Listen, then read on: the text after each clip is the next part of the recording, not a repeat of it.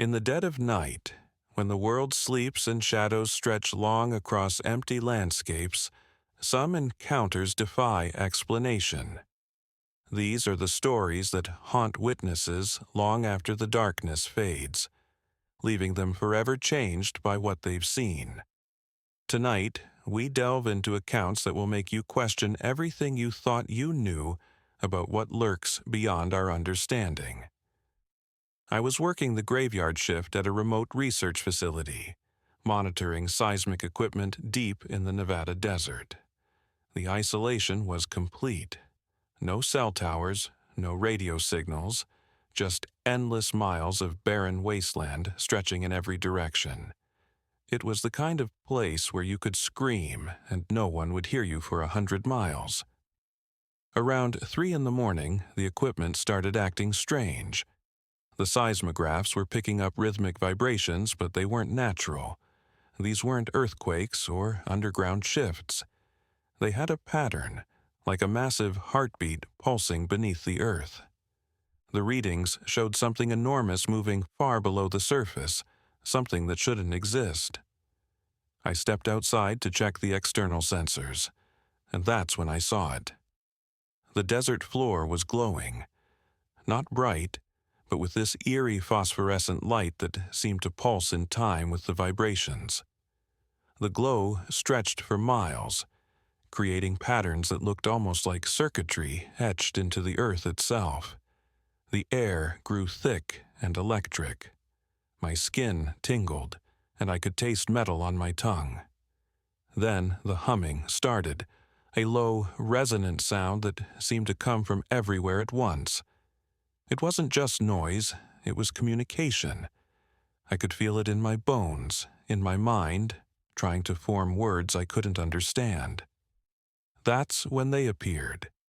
Figures emerging from the glowing patches of desert, tall and impossibly thin, moving with a fluid grace that defied human anatomy.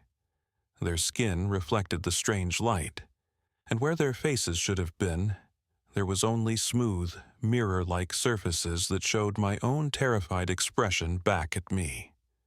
They didn't walk. They glided across the sand without leaving footprints, approaching the facility with deliberate purpose. I wanted to run, to hide, to do anything but stand there frozen in terror, but my body wouldn't obey. It was as if they were holding me in place with their thoughts alone.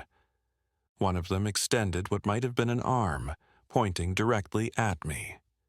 Suddenly, my mind was flooded with images, vast underground cities stretching for thousands of miles, machinery beyond human comprehension, and the terrible realization that we weren't alone on this planet.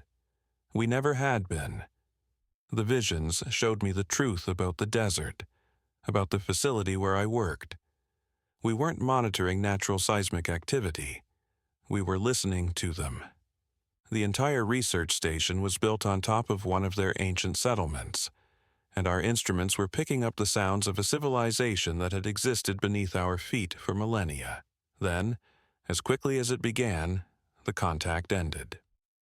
The figures faded back into the glowing desert, the humming stopped, and the phosphorescent light dimmed to nothing.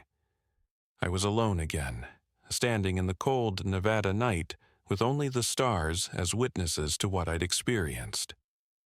When I returned to the control room, all the equipment had been wiped clean. The seismograph reading showed nothing but flat lines, as if the massive underground activity had never happened. The computer logs were empty, and even the backup drives contained no trace of the anomalous readings. The next morning, my supervisor arrived with a team of technicians. They claimed there had been an equipment malfunction and began replacing every sensor, every computer, every piece of monitoring equipment at the facility. When I tried to report what I'd seen, they looked at me with blank expressions and suggested I take some time off. I never returned to that job. How could I? Knowing what I knew, having seen what I'd seen, I couldn't pretend to live in a world where such things didn't exist. But the knowledge came with a price. The constant awareness that we're not the dominant species on this planet, that something ancient and incomprehensible shares our world from the depths below. Sometimes, late at night, I can still feel that electric tingling in the air. I'll catch glimpses of that same phosphorescent glow on the horizon, and I know they're still down there, watching, waiting, continuing their existence in the vast underground realm that most humans will never know exists. The desert keeps its secrets well, but once you've seen the truth, you can never unsee it. Every earthquake, every unexplained seismic reading, every mysterious light in remote areas. I wonder if it's them, going about their ancient business while we remain blissfully unaware of the hidden world beneath our feet. They're still out there, in the depths where sunlight never reaches, in chambers carved from living rock over countless eons. And sometimes, just sometimes, they reach up through the darkness to remind us that this planet has many more inhabitants than we ever dared imagine. The question isn't whether we're alone. It's whether we're ready to accept that we never were. I was working the night shift at the local hospital, something I'd been doing for the better part of 3 years. The emergency department wasn't particularly busy that evening, just the usual mix of late-night arrivals and routine check-ins. Around 2 in the morning, when the hospital settles into that peculiar quiet that only exists in the dead hours, something happened that I still can't fully explain. It started with the elevators. We have 4 main elevators in the central wing, and they'd been acting strangely all week.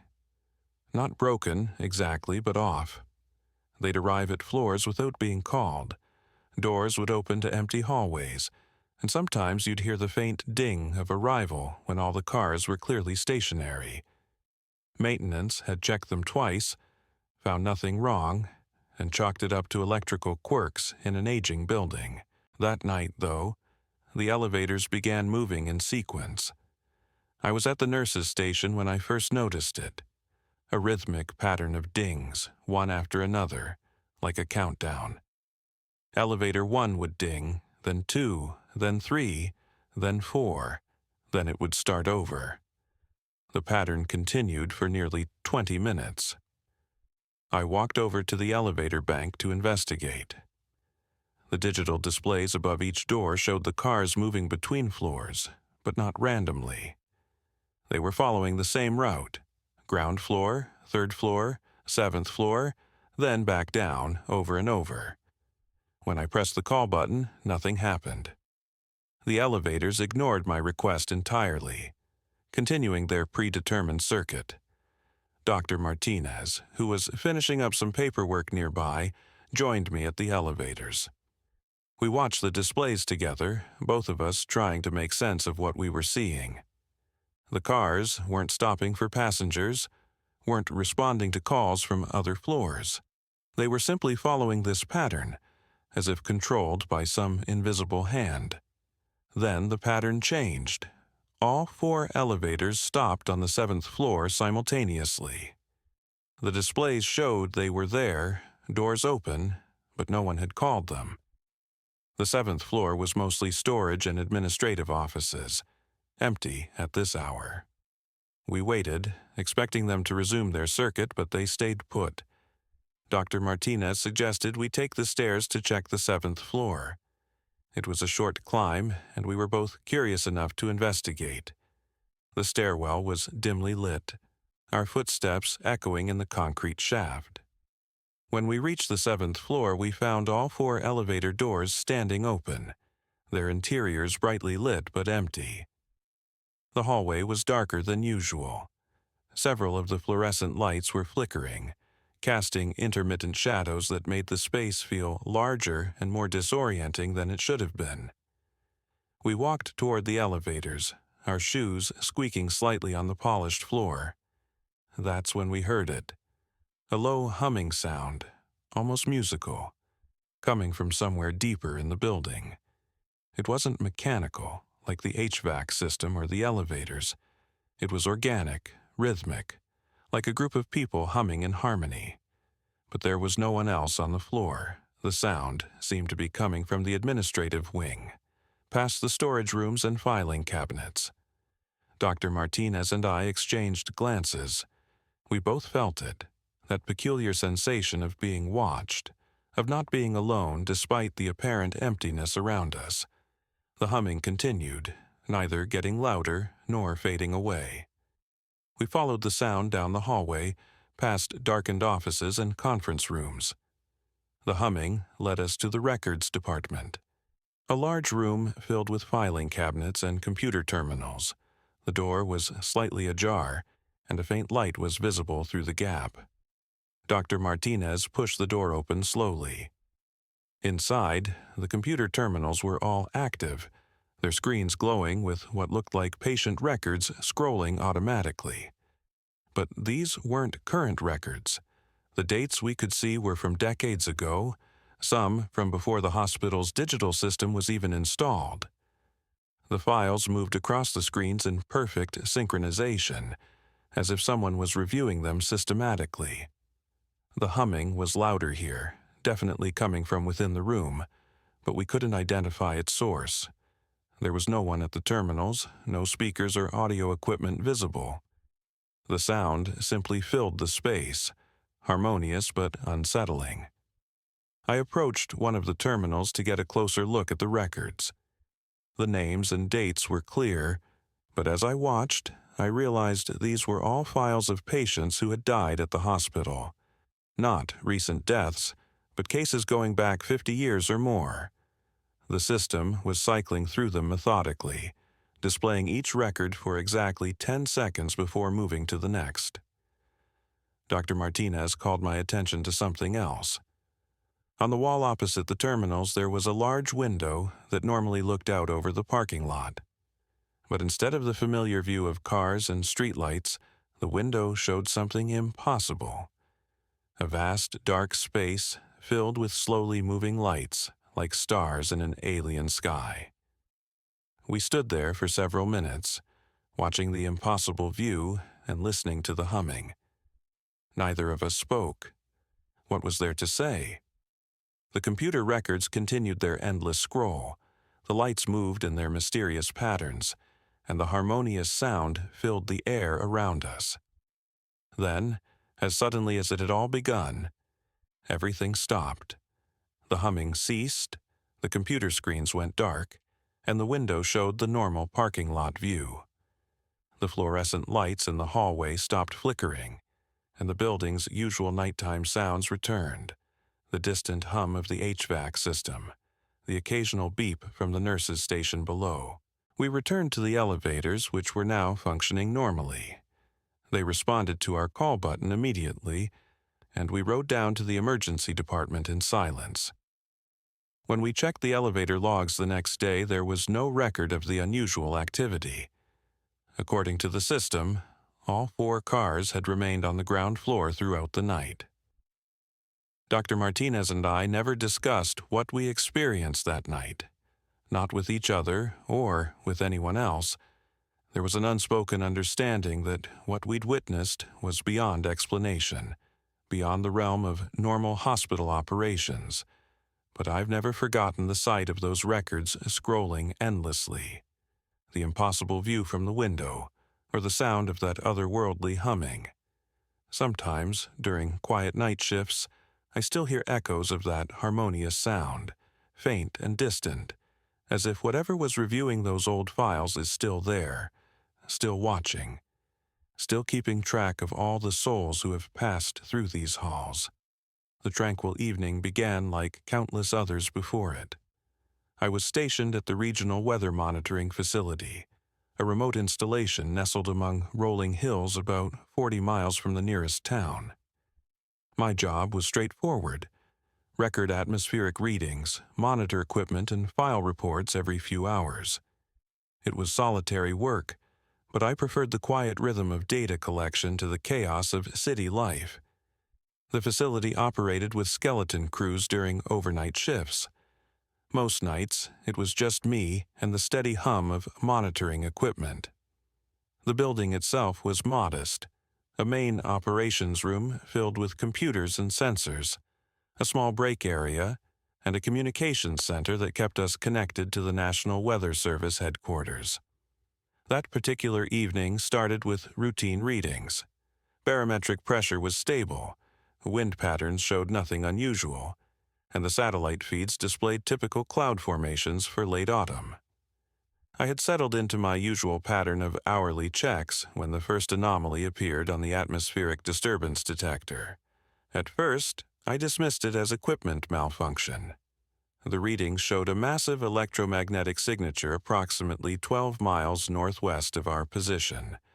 The signature was unlike anything in our database, too large to be aircraft, too structured to be natural phenomena. I ran diagnostics on the detection array, but every system checked out perfectly. The electromagnetic readings intensified over the next hour. What troubled me wasn't just the magnitude, but the precision of the patterns. The energy signatures pulsed in mathematical sequences, as if following some kind of organized protocol.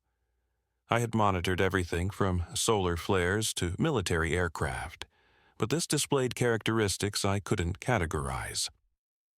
My training dictated that I report unusual readings immediately, but something made me hesitate. The patterns were so clearly artificial, yet unlike any known technology. I decided to gather more data before alerting headquarters, a decision that would fundamentally change my understanding of what existed beyond our atmosphere. Around midnight, the electromagnetic readings reached peak intensity. That's when I noticed the temperature fluctuations. The outdoor sensors registered a sudden drop of 15 degrees in the vicinity of the electromagnetic source. The temperature change formed a perfect circle roughly 2 miles in diameter, with the most intense electromagnetic readings at the center. I stepped outside to visually confirm what the instruments were detecting. The night was clear, with minimal cloud cover and excellent visibility. At first, I saw nothing unusual. Then, as my eyes adjusted to the darkness, I noticed a subtle distortion in the starfield northwest of our position. It wasn't dramatic, more like looking through heat waves rising from summer pavement. Except the air was cold and still. The distortion moved slowly across the sky, maintaining the same relative position as our electromagnetic readings. Through binoculars, I could make out a vague outline, something vast and dark that seemed to bend light around its edges.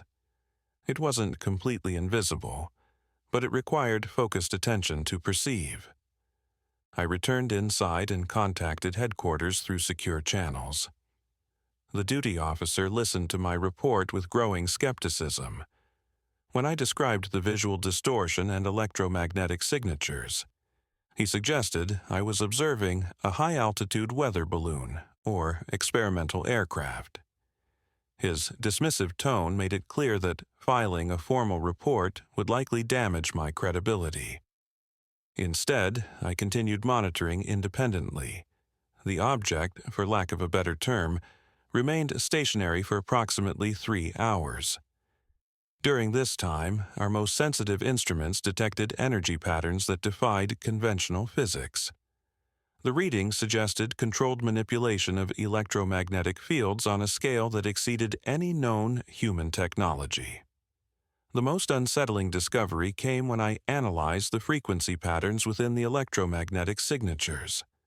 Buried within the seemingly random energy fluctuations were mathematical progressions. The sequences weren't arbitrary. They followed patterns found in advanced physics: prime number series, Fibonacci progressions, and ratios that appeared in quantum mechanics equations. Someone or something was transmitting information using electromagnetic fields as a carrier medium. The mathematical nature of the transmission suggested intelligence far beyond accidental generation. Whatever was producing these signals understood advanced mathematics and physics at a level that exceeded our current scientific knowledge. Around 4 in the morning, the electromagnetic readings began to change. Instead of the steady, pulsing patterns I had monitored for hours, the signals became more complex and varied. It was as if the source had detected our monitoring equipment and was responding to our observation. This realization sent chills through me. If the object was aware of our surveillance, it possessed sensor capabilities sophisticated enough to detect our passive monitoring from 12 miles away. More importantly, it was choosing to respond rather than simply departing or concealing itself completely. The response came in the form of increasingly complex mathematical transmissions. The frequency patterns now included sequences that corresponded to fundamental physical constants: the speed of light, Planck's constant, and gravitational ratios.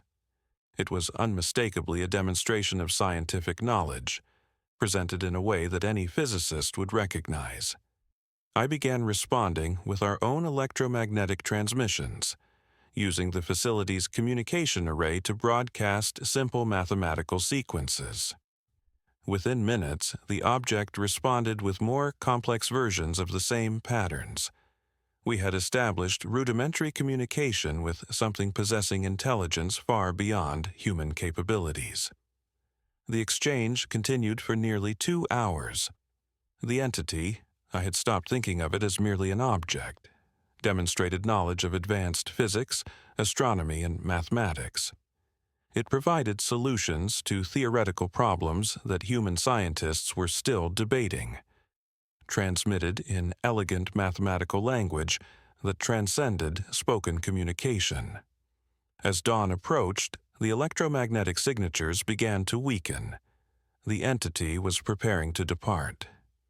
In what I interpreted as a final transmission, it broadcast a series of star coordinates and mathematical constants that seemed to indicate its origin point.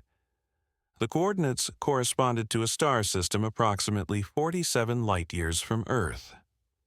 The temperature readings returned to normal first, followed by the gradual fading of electromagnetic signatures.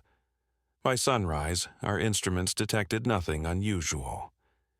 The entity had departed as quietly as it had arrived, leaving behind only the recorded data from our overnight exchange.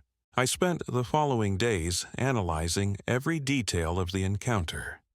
The mathematical transmissions, when decoded, contained information about energy manipulation, propulsion systems, and communication technologies centuries ahead of human development.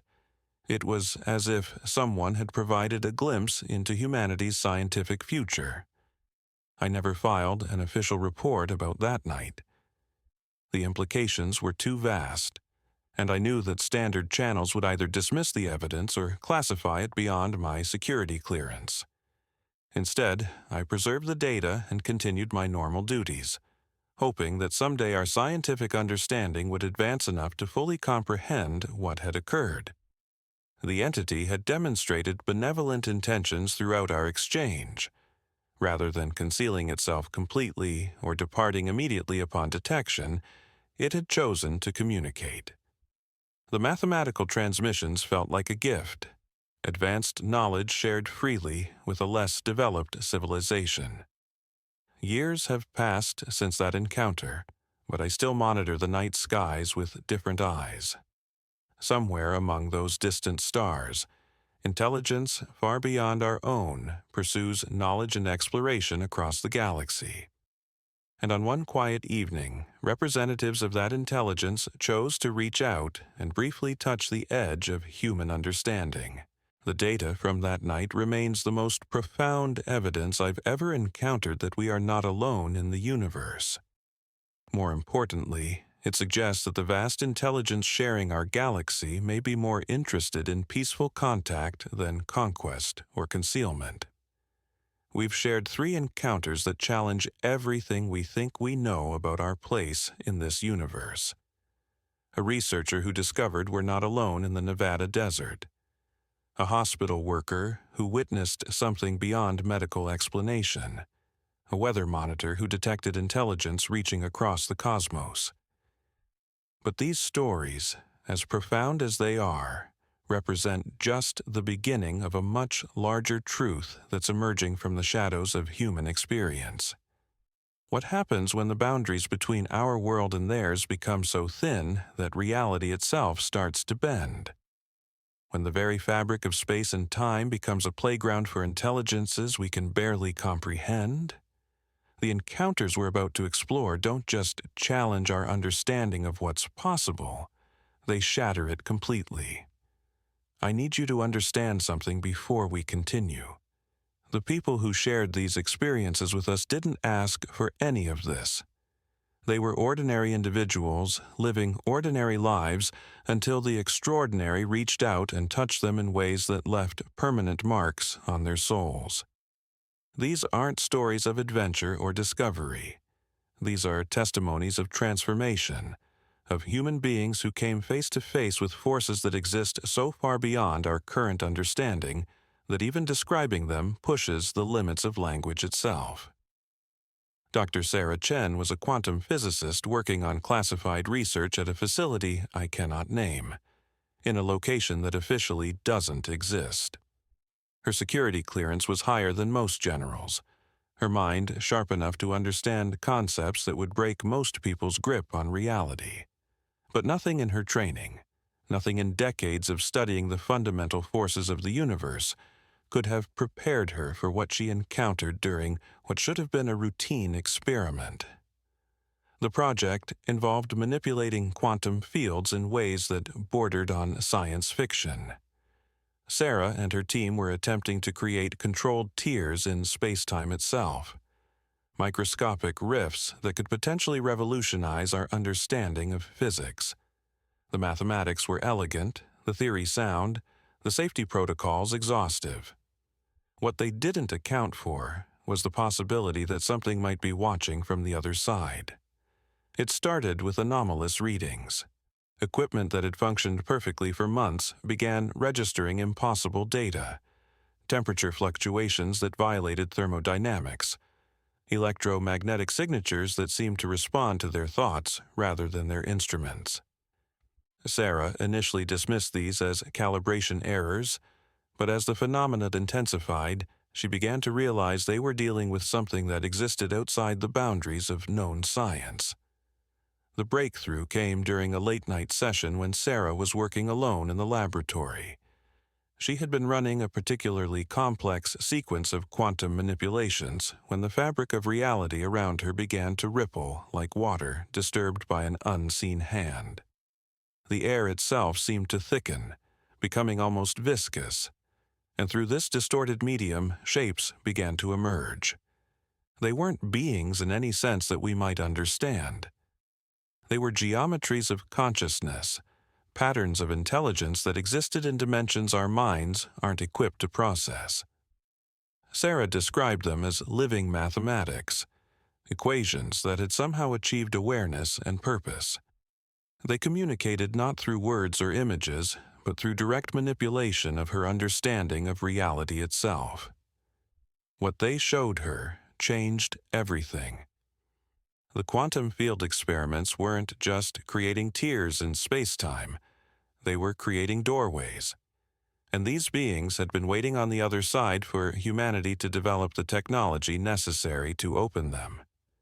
They had been watching our progress for millennia, guiding certain scientific discoveries, influencing the development of specific technologies, all leading to this moment when we would finally be ready for contact. But the contact wasn't what anyone might have expected. These beings didn't want to conquer or convert humanity. They wanted to prepare us for something much larger, something that was coming whether we were ready or not. The universe, they revealed, was far more populated than we had ever imagined, filled with intelligences both benevolent and hostile, and humanity had just announced its presence to all of them. Sarah learned that our radio signals, our nuclear tests, our space exploration, all of it had been broadcasting our location and capabilities to civilizations scattered across the galaxy. Some of these civilizations viewed emerging species like humanity as potential allies. Others saw us as threats to be eliminated before we could develop interstellar capabilities. And a few, the ones that terrified even these quantum beings, viewed us as nothing more than resources to be harvested. The beings that had made contact with Sarah belonged to what could only be described as a galactic council of ancient civilizations. They had been working for eons to guide younger species through the dangerous transition from planetary to cosmic awareness. But humanity was moving faster than they had anticipated, developing technologies that were attracting attention before we had developed the wisdom to use them responsibly. Through Sarah's consciousness, they began downloading information directly into her mind. Star charts showing the locations of both friendly and hostile civilizations. Technical specifications for technologies that could defend Earth or destroy it. Most critically, they shared the locations of other contact points around the globe where similar quantum experiments were creating opportunities for communication. But the process was overwhelming Sarah's human neurology. The information they were sharing existed in conceptual frameworks that human brains weren't designed to process. She could feel her sanity stretching, her sense of self beginning to fragment under the weight of cosmic knowledge. The beings, recognizing the danger, began to withdraw, but not before leaving her with a final, terrifying revelation. The hostile civilizations they had warned her about weren't just coming. They were already here. Hidden bases on the dark side of the moon. Infiltration operations that had been running for decades. Preparation for something they called the Harvest, a systematic extraction of human consciousness for purposes too alien and horrible to fully comprehend. When Sarah's colleagues found her the next morning, she was catatonic, staring at equations she had written on every available surface in the laboratory. The equations were correct. More than correct, they were revolutionary. But they described technologies and phenomena that humanity wouldn't discover for centuries. The facility was immediately shut down, the research classified beyond the highest security levels, and Sarah was quietly transferred to a psychiatric facility where she remained for 3 years. But the beings hadn't abandoned her. They continued to communicate with her, though more carefully now, teaching her to process the information in smaller, more manageable pieces. They revealed that the quantum experiments had been just one of dozens of contact protocols they had established around the world. Scientists, military personnel, even ordinary citizens were being selected and prepared for the coming revelation.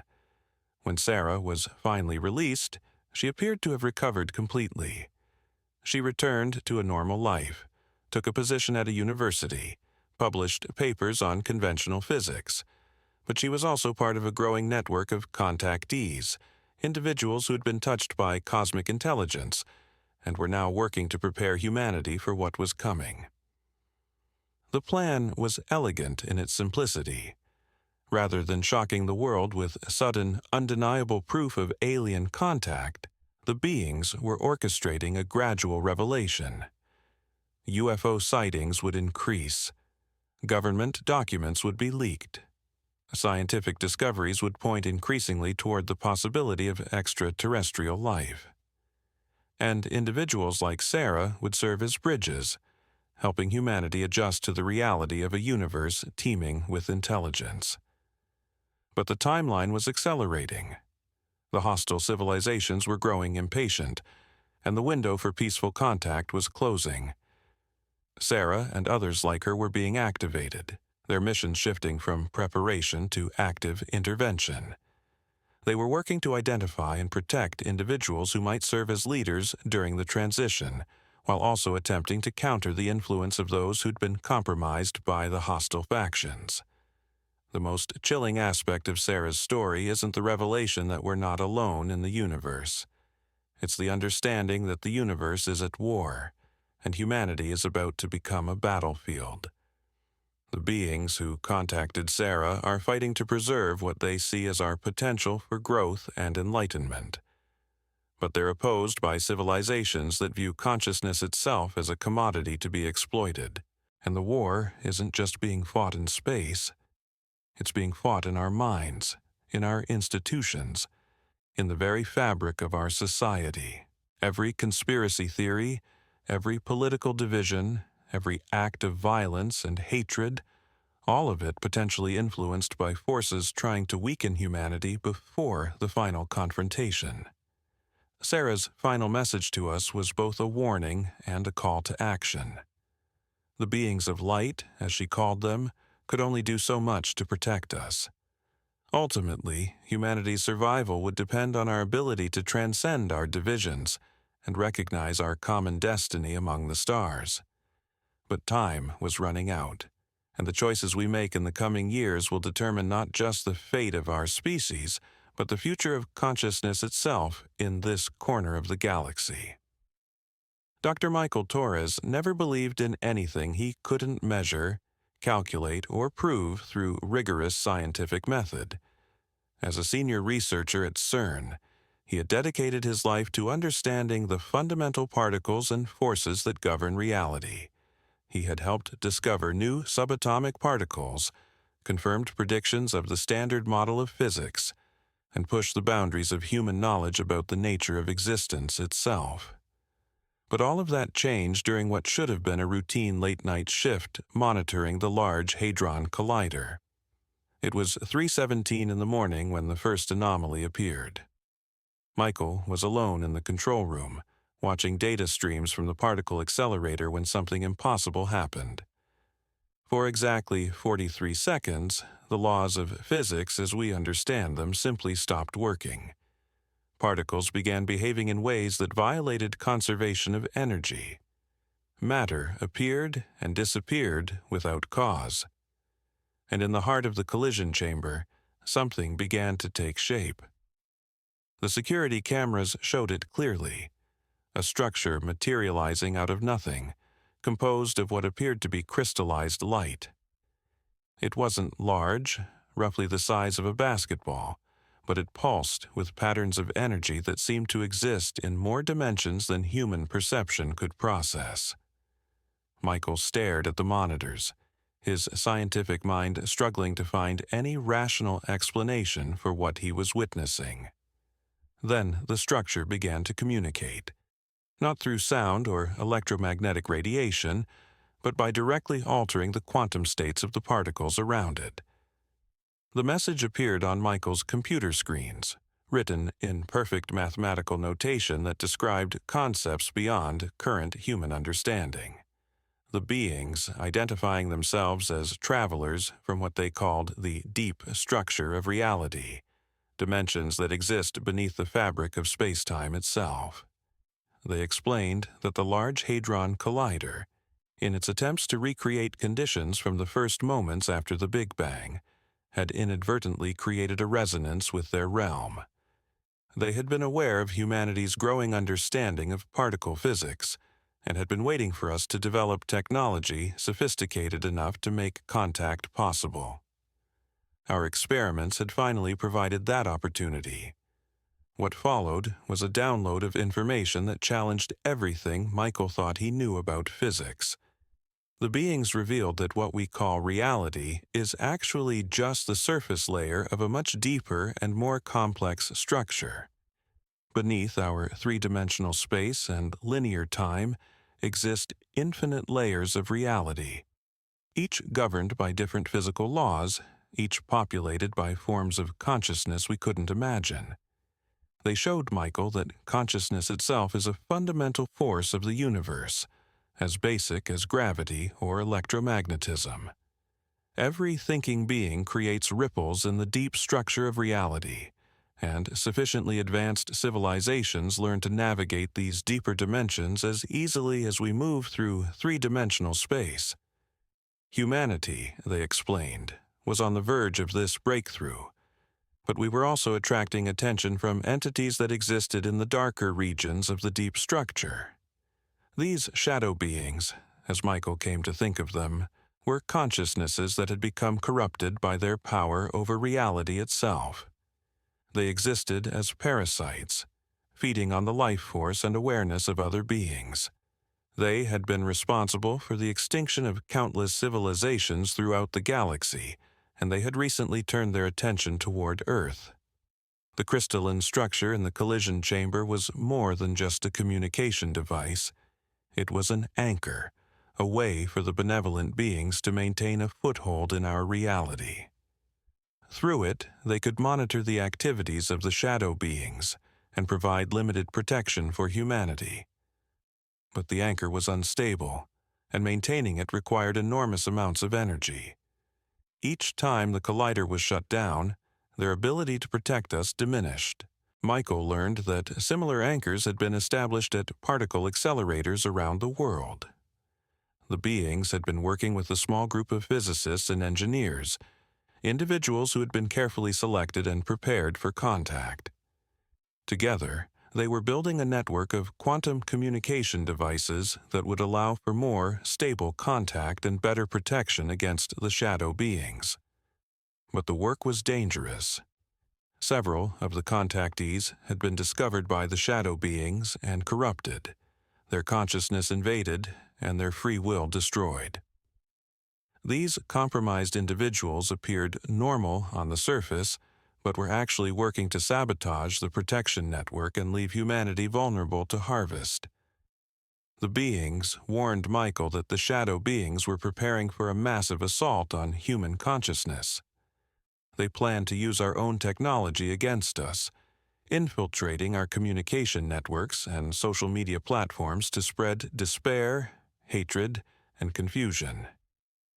By weakening the collective human psyche, they would make us easier to harvest when the time came.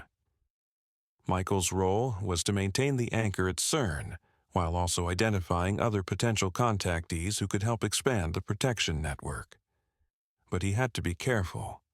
The shadow beings were monitoring all communications, looking for signs of resistance. The slightest mistake could expose the entire operation and doom humanity to slavery or extinction.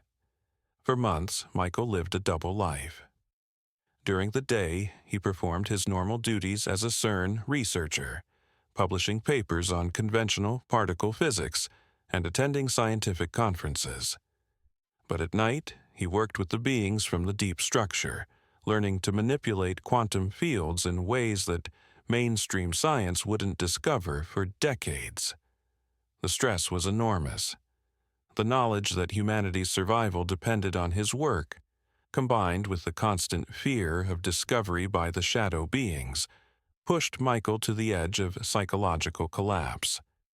He began to experience what he could only describe as quantum nightmares, dreams that weren't confined to his sleeping mind but bled into reality itself, warping space and time around him. The beings tried to help him cope with the psychological pressure, teaching him meditation techniques that involved adjusting his consciousness to resonate with the deeper layers of reality. Through these practices, Michael began to perceive the universe as it truly was, not a collection of separate objects moving through empty space, but a unified field of consciousness expressing itself through infinite forms and patterns. This expanded awareness came with a terrible cost.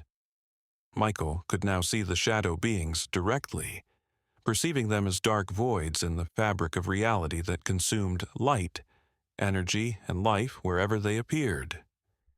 He watched in horror as they infiltrated the minds of world leaders, scientists, and ordinary citizens, slowly building an army of unconscious servants who would help facilitate the coming harvest. The final revelation came when Michael realized that the shadow beings weren't entirely separate from humanity. They were what we could become if we allowed our consciousness to be corrupted by power and selfishness. Every act of cruelty, every moment of hatred, every choice to harm rather than heal created tiny tears in the fabric of reality that the shadow beings could exploit. The war for humanity's future wasn't just being fought in particle accelerators and quantum laboratories. It was being fought in every human heart, in every moment when we chose between love and fear, between connection and separation, between serving life or serving death. The outcome would depend not just on the actions of a few contacted scientists, but on the collective consciousness of humanity itself.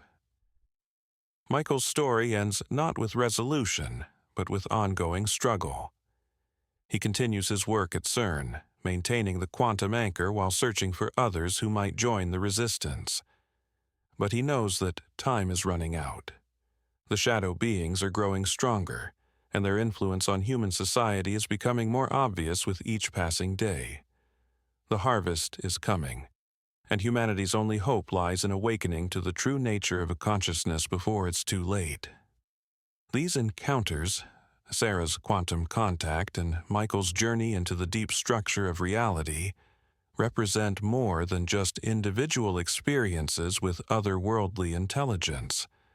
They're glimpses into a cosmic drama that's been unfolding for eons, a struggle between forces of creation and destruction that encompasses not just our planet but the entire universe.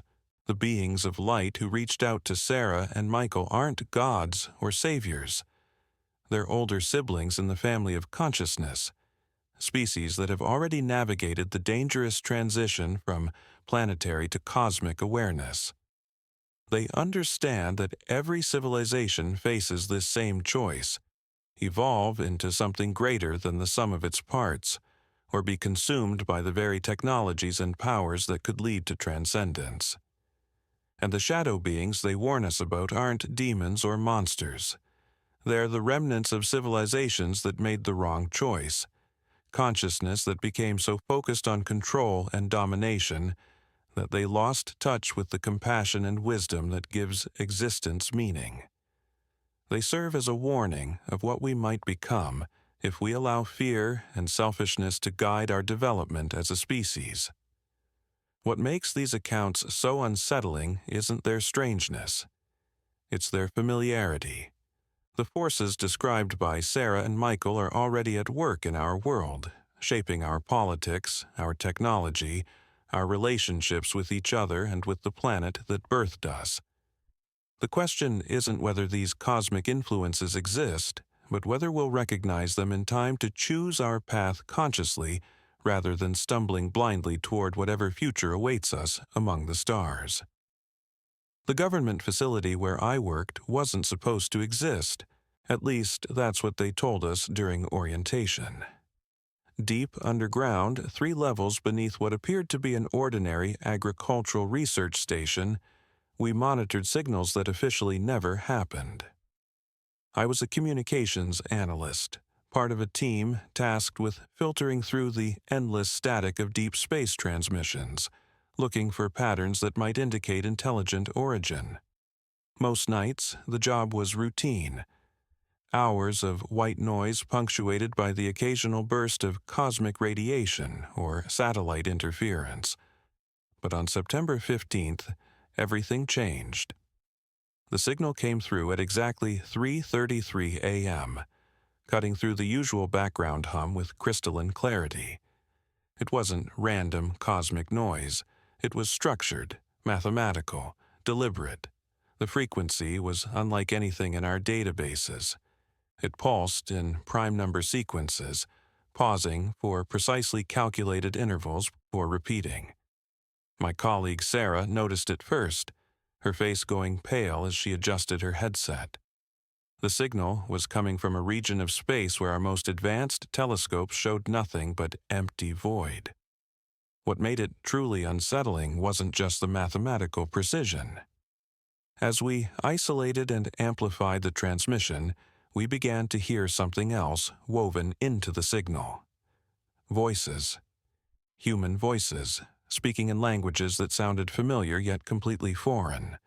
The words felt like they were on the tip of my tongue, as if I should understand them but couldn't quite grasp their meaning. Dr. Martinez, our section chief, was called in immediately. His usual calm demeanor cracked as he listened to the playback. Within an hour, men in dark suits arrived from agencies whose names were never mentioned. They took copies of everything, sealed our equipment, and made it very clear that what we'd heard was now classified beyond our clearance level. But the signal didn't stop. If anything, it grew stronger. Over the following weeks, it appeared at the same time every night, each transmission slightly different, but maintaining that same eerie mathematical structure.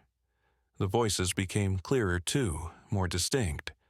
Sometimes they seemed to be calling out coordinates. Other times they spoke what sounded like names. The strangest part was how the signal affected us personally. Within days of first hearing it, everyone on our team started experiencing vivid dreams. Not random dreams, but shared ones.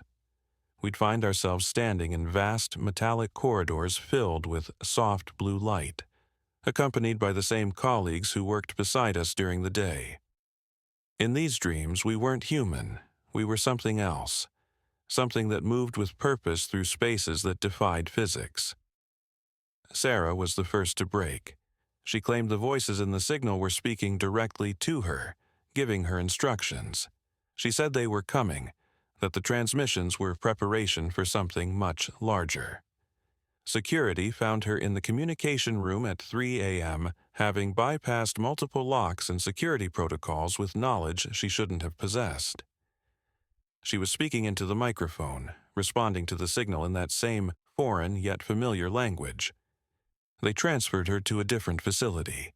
Officially, she'd requested reassignment due to stress. But I saw the fear in the eyes of the agents who escorted her out. Whatever she'd been saying into that microphone, it had gotten a response. The dreams intensified after Sarah's departure. Now they included memories that weren't mine. I remembered walking on worlds with purple skies, operating technology that responded to thought rather than touch, and feeling a deep longing for something I couldn't name. The other team members reported similar experiences. We were changing, becoming something other than what we'd been. Dr. Martinez tried to maintain normalcy, but even he couldn't hide his growing unease. The signal was no longer just coming from that empty region of space. Our equipment was detecting similar transmissions from multiple points across the galaxy, all coordinated, all building toward something. The mathematical sequences had evolved into complex equations that our computers couldn't solve, yet somehow made perfect sense to us when we heard them. On October 31st, the facility went into lockdown. No explanation was given, but the timing wasn't coincidental. That night, the signal reached a crescendo, flooding our receivers with transmissions so intense they overloaded our equipment. But we didn't need the machines anymore. We could hear it directly, feel it resonating in our bones. The voices were no longer alien. They were us, future us, alternate us, or perhaps the us we were always meant to become. They spoke of humanity's place in a vast cosmic community, of consciousness that transcended physical form, of a transformation that had been planned for millennia. The signals weren't just communications. They were activation codes, awakening dormant aspects of human DNA that had been placed there long ago. When the lockdown ended 3 days later, half our team was gone. Not transferred, not reassigned. Gone. Their security badges still worked. Their personal belongings remained in their lockers, but there was no record of them ever having existed. The remaining staff was told they'd been transferred to other projects, but I knew better. They'd answered the call in a way the rest of us hadn't. I lasted another month before I couldn't take it anymore. The dreams had become more real than waking life. I found myself speaking that unknown language fluently, understanding concepts that human science hadn't yet discovered. My reflection in mirrors looked subtly wrong, as if something behind my eyes had fundamentally changed. The night I decided to leave, I made one final recording of the signal. As I listened through headphones in my apartment, I heard something that stopped my heart. My own voice, speaking from the static, welcoming me home. Not the me sitting in that chair, but a version of me that existed somewhere else, someone else, calling across impossible distances. I never returned to the facility.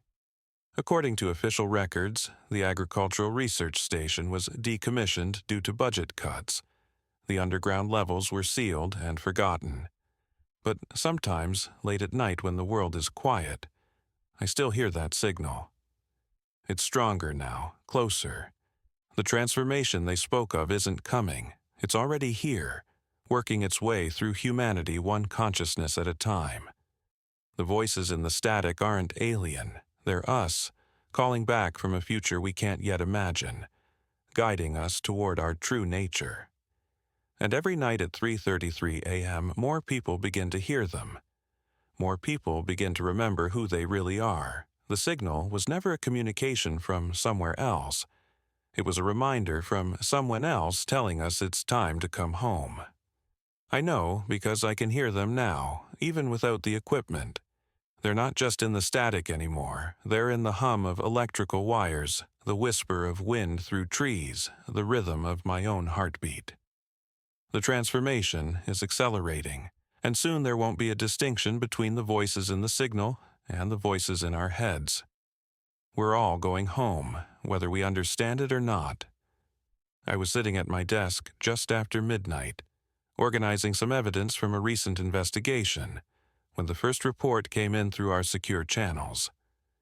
A small team of researchers working on a classified project in Nevada had experienced what they described as direct contact with an underground civilization. The details were sparse, but what caught my attention was the consistency of their accounts and the physical evidence they documented. This wasn't the first time I'd encountered reports like this. Over the years, I'd collected testimonies from government contractors, military personnel, and civilians who claimed to have witnessed things that challenged everything we thought we knew about our world. What made this case different was the sheer volume of corroborating evidence, and the fact that it seemed to be part of a larger pattern. The Nevada incident was just the beginning. Over the following weeks, reports began flooding in from around the globe. Hospital staff in Ohio reported strange electromagnetic phenomena coinciding with unexplained patient recoveries. A weather monitoring station in Alaska detected signals that seemed to originate from beyond our solar system.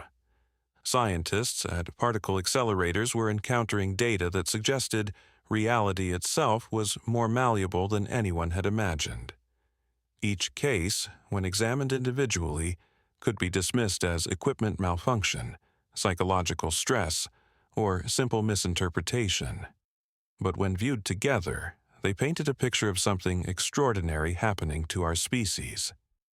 It was as if humanity was receiving some kind of transmission, a cosmic signal that was activating dormant potentials in our consciousness. The most disturbing reports came from a clandestine government facility that had been intercepting deep space communications for decades. According to my sources, they'd been receiving deliberate, structured transmissions that contained mathematical proofs, linguistic patterns, and what could only be described as activation codes. The signals weren't random cosmic noise, they were messages, and they seemed to be specifically designed for human minds to interpret. What troubled the researchers most was that these signals appeared to be changing people. Those who had been exposed to the transmissions reported enhanced intuitive abilities, prophetic dreams, and an overwhelming sense that humanity was being prepared for something momentous. Some described hearing voices that weren't their own, voices that seemed to emanate from the signals themselves, guiding them toward insights about the nature of reality and humanity's role in a cosmic community we'd never known existed. The voices spoke of ancient agreements, of a species that had been waiting for humanity to reach a certain level of development before making contact. They described Earth as one node in a vast network of conscious civilizations, and suggested that the recent surge in unexplained phenomena was part of a carefully orchestrated revelation process.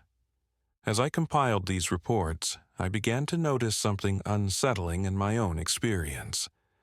Late at night, as I worked through the testimonies and evidence, I started hearing faint whispers at the edge of my perception. At first, I attributed it to fatigue, or the psychological impact of immersing myself in such extraordinary material. But the whispers became clearer, more insistent, carrying information I couldn't have known through any conventional means. The voices spoke of convergence points, of reality becoming more fluid as humanity approached what they called the threshold. They described a cosmic awakening that was already in progress, manifesting through the very reports I was documenting.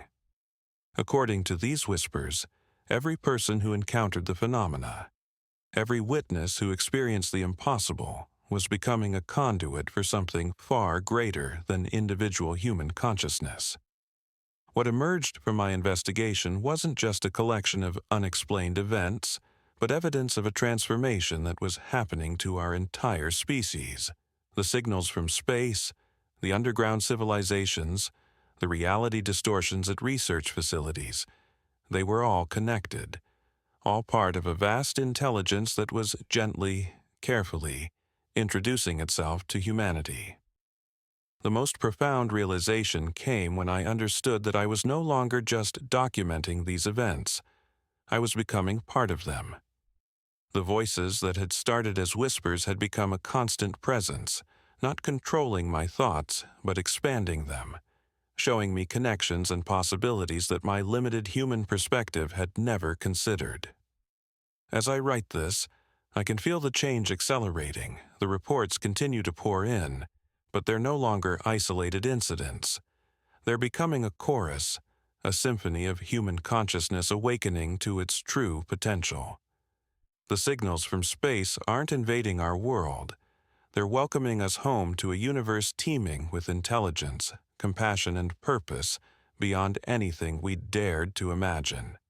The voices tell me that this is just the beginning, that what we're experiencing now is merely the first movement in a cosmic symphony that will transform not just humanity, but the very nature of consciousness itself.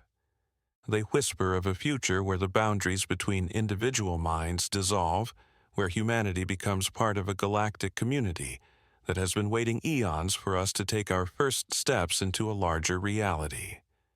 And as I listen to these voices, as I feel my own consciousness expanding beyond the confines of my individual mind, I realize that the greatest discovery isn't happening in underground laboratories or remote research stations. It's happening inside each of us, one awakened mind at a time, as we prepare to join something magnificent that has been calling to us across the vastness of space and time, patiently waiting for us to remember who we truly are. Part 7. The Hidden Network. The warehouse district felt like stepping into another world entirely. Rows of identical concrete buildings stretched in perfect lines, their loading docks sealed shut, windows dark. Streetlights cast harsh pools of yellow on empty asphalt. No cars, no people, just the distant hum of electrical transformers and the occasional flutter of a plastic bag caught in the wind. I'd been following leads for 3 months, chasing fragments of conversations overheard in hospital corridors, cryptic references in declassified documents, testimonies from witnesses who spoke in whispers about things they weren't supposed to remember.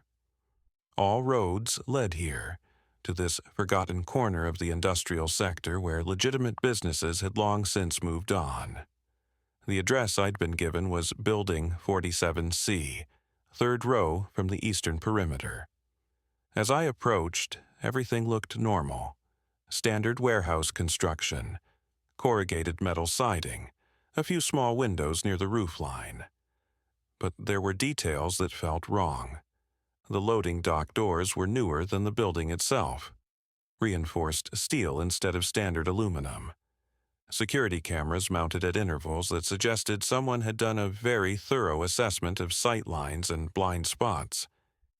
And then there was the silence. In a normal industrial area, you'd hear something. Ventilation systems, security alarms, the distant rumble of late-night truck traffic. Here, the quiet felt deliberate, engineered. I'd learned to trust my instincts about these things.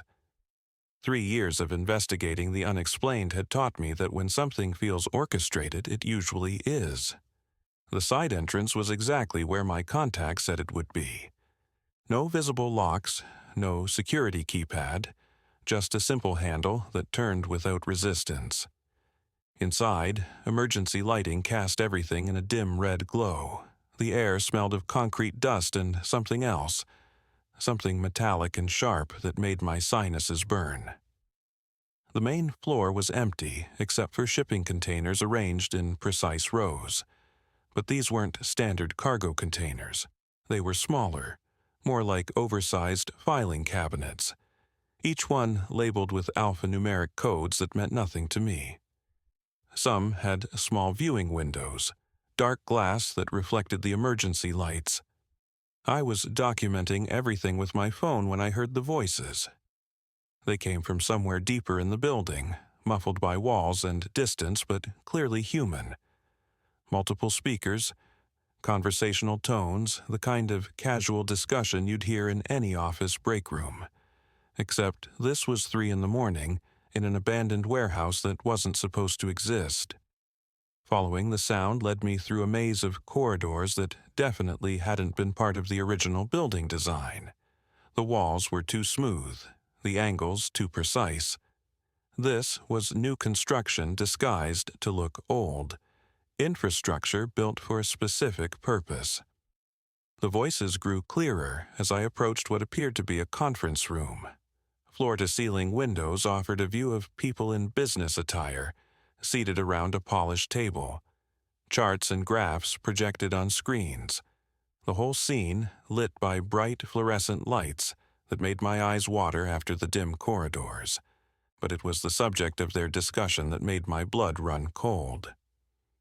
Population density maps, psychological profile breakdowns, statistical models labeled consciousness adaptation rates, and neural pathway modification timelines, and photographs. Hundreds of photographs of people I recognized from my research. The hospital worker who'd seen impossible lights. The air traffic controller whose radar had tracked objects that shouldn't exist. The family whose backyard had been marked by perfect circles. These weren't random encounters, they were experiments. A woman at the head of the table was speaking, her voice carrying clearly through the glass. Phase 3. Implementation shows promising results. Subject retention of modified memories is holding steady at 92%. Baseline consciousness expansion is within acceptable parameters. Modified memories. The phrase hit me like a physical blow. How many of the witnesses I'd interviewed remembered what they thought they remembered? How many had been altered, adjusted, their experiences edited to serve some larger agenda? The presentation continued with clinical detachment. Charts showing geographic distribution patterns. Timelines correlating unusual sightings with something called preparation protocols. References to awakening schedules and graduated disclosure parameters. It was a program, a carefully orchestrated campaign spanning decades, designed to slowly introduce humanity to concepts that would have been impossible to accept all at once. The sightings, the encounters, the gradual accumulation of evidence that something beyond our understanding was making contact. It was all being managed, but managed by whom? The answer came when the woman clicked to her next slide. The logo that appeared was familiar, a combination of corporate and governmental symbols I'd seen in the margins of documents that had taken me months to obtain through Freedom of Information requests. But beneath it was another symbol, something that made the hair on my neck stand up. It wasn't human in origin. The design was too complex, too organic, like biological structures rendered in geometric patterns. It pulsed faintly on the screen, and I had the unsettling sensation that it was looking back at me. Our partners have indicated satisfaction with current progress, the woman continued. Integration timeline remains on schedule. Public consciousness metrics suggest readiness for Phase 4 initiation within the next 18 months. Partners. The word hung in the air like a revelation and a threat. I was so focused on the presentation that I almost missed the figures standing behind me in the corridor. They were tall, wearing the same business attire as the people in the conference room. But something about their posture was wrong. Too straight, too still, like they'd learned to mimic human movement but hadn't quite mastered the subtle imperfections that make it natural. "You shouldn't be here," they said, and their voice carried harmonics that made my teeth ache. I ran. The corridors that had seemed straightforward on my way in became a labyrinth. Emergency lighting flickered as I passed, casting shifting shadows that seemed to follow me. Behind me, I could hear footsteps that didn't quite match human rhythm, too regular, too precise. I burst through the side entrance into the cool night air, my lungs burning, my heart hammering against my ribs. The parking lot was exactly as I'd left it, but the silence felt different now, watchful, waiting. In my car, hands shaking as I started the engine, I tried to process what I'd seen. The scope of it was staggering. Not just contact between humans and something else, but cooperation, collaboration. A partnership that had been operating for decades, carefully shaping humanity's awareness of the impossible. But to what end? As I drove away from the warehouse district, I noticed other cars on the road for the first time all night. They maintained perfect distances, never getting too close, never falling too far behind. When I turned, they turned. When I stopped at a traffic light, they stopped too. They were making sure I left. Over the following weeks, I tried to research the organization I'd seen, but every lead disappeared almost as soon as I found it. Companies dissolved overnight. Contact numbers went dead. People I'd spoken to claimed they'd never heard of the things they'd described in detail just days before. My own notes started disappearing from my computer. Files corrupted. Backup drives failed. It was as if someone was carefully erasing any record of what I'd discovered, but they couldn't erase my memory. Not yet. The network is real. Somewhere in the space between official denial and public awareness, between what we're told is possible and what we experience in the margins of reality, there's a careful orchestration taking place. Humanity is being prepared for something, guided toward a revelation that our controllers believe we're not ready to handle all at once. The question that keeps me awake at night isn't whether we're alone in the universe. It's whether we ever were, and whether the choice of how we learn the truth was ever really ours to make. The encounters continue, the sightings persist, the evidence accumulates. But now I know that each incident, each witness, each impossible moment is part of something larger. A gradual awakening that's been planned from the beginning. We're not discovering the truth about extraterrestrial contact. We're being introduced to it. And somewhere in facilities like the one I stumbled into, in conference rooms lit by fluorescent lights, representatives of two species sit across from each other and discuss the timeline for revealing what they've been doing together all along. The question isn't whether contact has been made. The question is whether we're ready for what comes next in a relationship that's been developing in secret for longer than most of us have been alive, and whether we'll have any say in how that relationship evolves once the preparation phase is finally complete. The patterns were everywhere, once you knew how to look for them. Dr. Sarah Chen had been tracking anomalous electromagnetic signatures for the National Weather Service for 12 years, but nothing had prepared her for what she discovered buried in the archived data from 1987. It wasn't supposed to be there, hidden in routine atmospheric readings from monitoring stations across the Pacific Northwest. Someone had deliberately obscured it, scattered the evidence across dozens of different databases, hoping no one would piece it together. But Sarah had always been good with patterns. The electromagnetic disturbances formed a perfect grid, each spike occurring at precisely timed intervals across a 40-mile radius. The readings were impossible, suggesting technology that could manipulate the Earth's magnetic field on a massive scale. What made it even stranger was that the disturbances had been happening for decades, possibly longer. but someone had been systematically removing the evidence from official records. Sarah's first instinct was to report her findings through proper channels, but something held her back.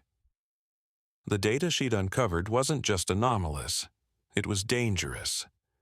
The electromagnetic pattern suggested the presence of technology so advanced it could only have one source.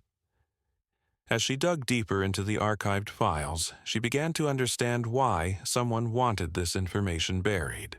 The monitoring stations had detected something else alongside the electromagnetic disturbances.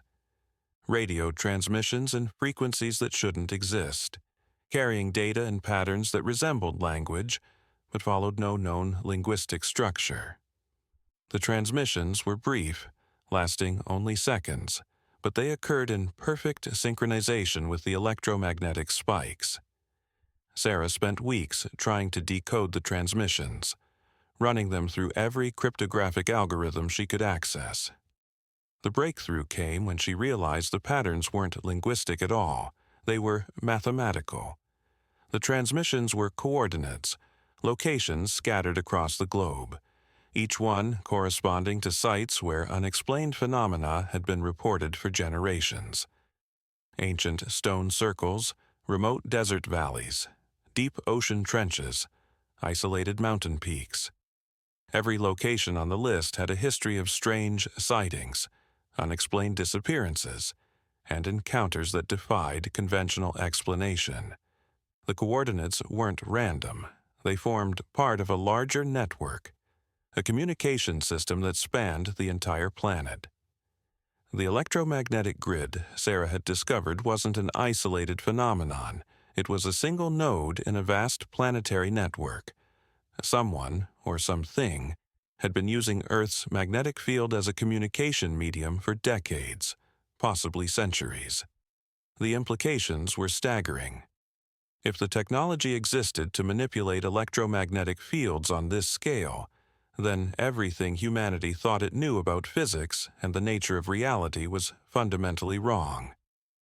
Sarah's hands trembled as she compiled her findings into a comprehensive report. The evidence was undeniable.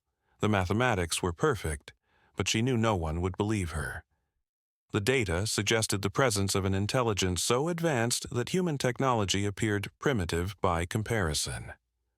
Worse, the communication network was still active. The transmissions were ongoing, part of some vast operation that humanity wasn't even aware was happening around them. She decided to reach out to Dr. Marcus Webb, a theoretical physicist at the university who had published papers on exotic electromagnetic phenomena. If anyone would understand the implications of her discovery, it would be Webb. But when she called his office, she was told he was on extended sabbatical. When she tried his home number, it had been disconnected. A search of academic databases revealed that Webb's most recent papers had been retracted without explanation. His research on electromagnetic anomalies had simply vanished from the scientific record, as if it had never existed. Sarah felt a chill run down her spine as she realized someone was actively suppressing this type of research. Over the next few days, Sarah noticed she was being followed. Black sedans with tinted windows appeared in her neighborhood, always parked just far enough away to seem coincidental. Her phone began making strange clicking sounds during calls, and her internet connection suffered mysterious outages whenever she tried to access certain databases. The message was clear. She had stumbled onto something she wasn't supposed to know, and powerful forces were moving to contain the situation. But Sarah had always been stubborn, and the magnitude of her discovery was too important to simply ignore. If there was a planetary communication network operating in secret, the public had a right to know. She began making copies of her data, hiding them in multiple locations, preparing for the possibility that her primary research would be confiscated or destroyed. The electromagnetic readings, the decoded transmissions, the coordinate lists, everything was duplicated and stored in secure locations that only she knew about. But as Sarah worked to protect her research, she began to notice something else in the data that made her blood run cold. The transmission patterns were changing, becoming more frequent and more complex. Whatever was using the planetary network was ramping up its activities, preparing for something big. The coordinates she had decoded weren't just communication points, they were staging areas. Sites where advanced technology could be deployed without detection, hidden in plain sight among Earth's most remote and mysterious locations. The network wasn't just for communication, it was for coordination. Sarah realized she was looking at evidence of the largest covert operation in human history. An intelligence with technology beyond human comprehension was using Earth itself as a communication medium, coordinating activities across the globe through a network that had been operating for generations. The electromagnetic signatures she had discovered weren't anomalies. They were proof that humanity was being systematically monitored and manipulated by forces they couldn't even detect. The scope of the operation was breathtaking.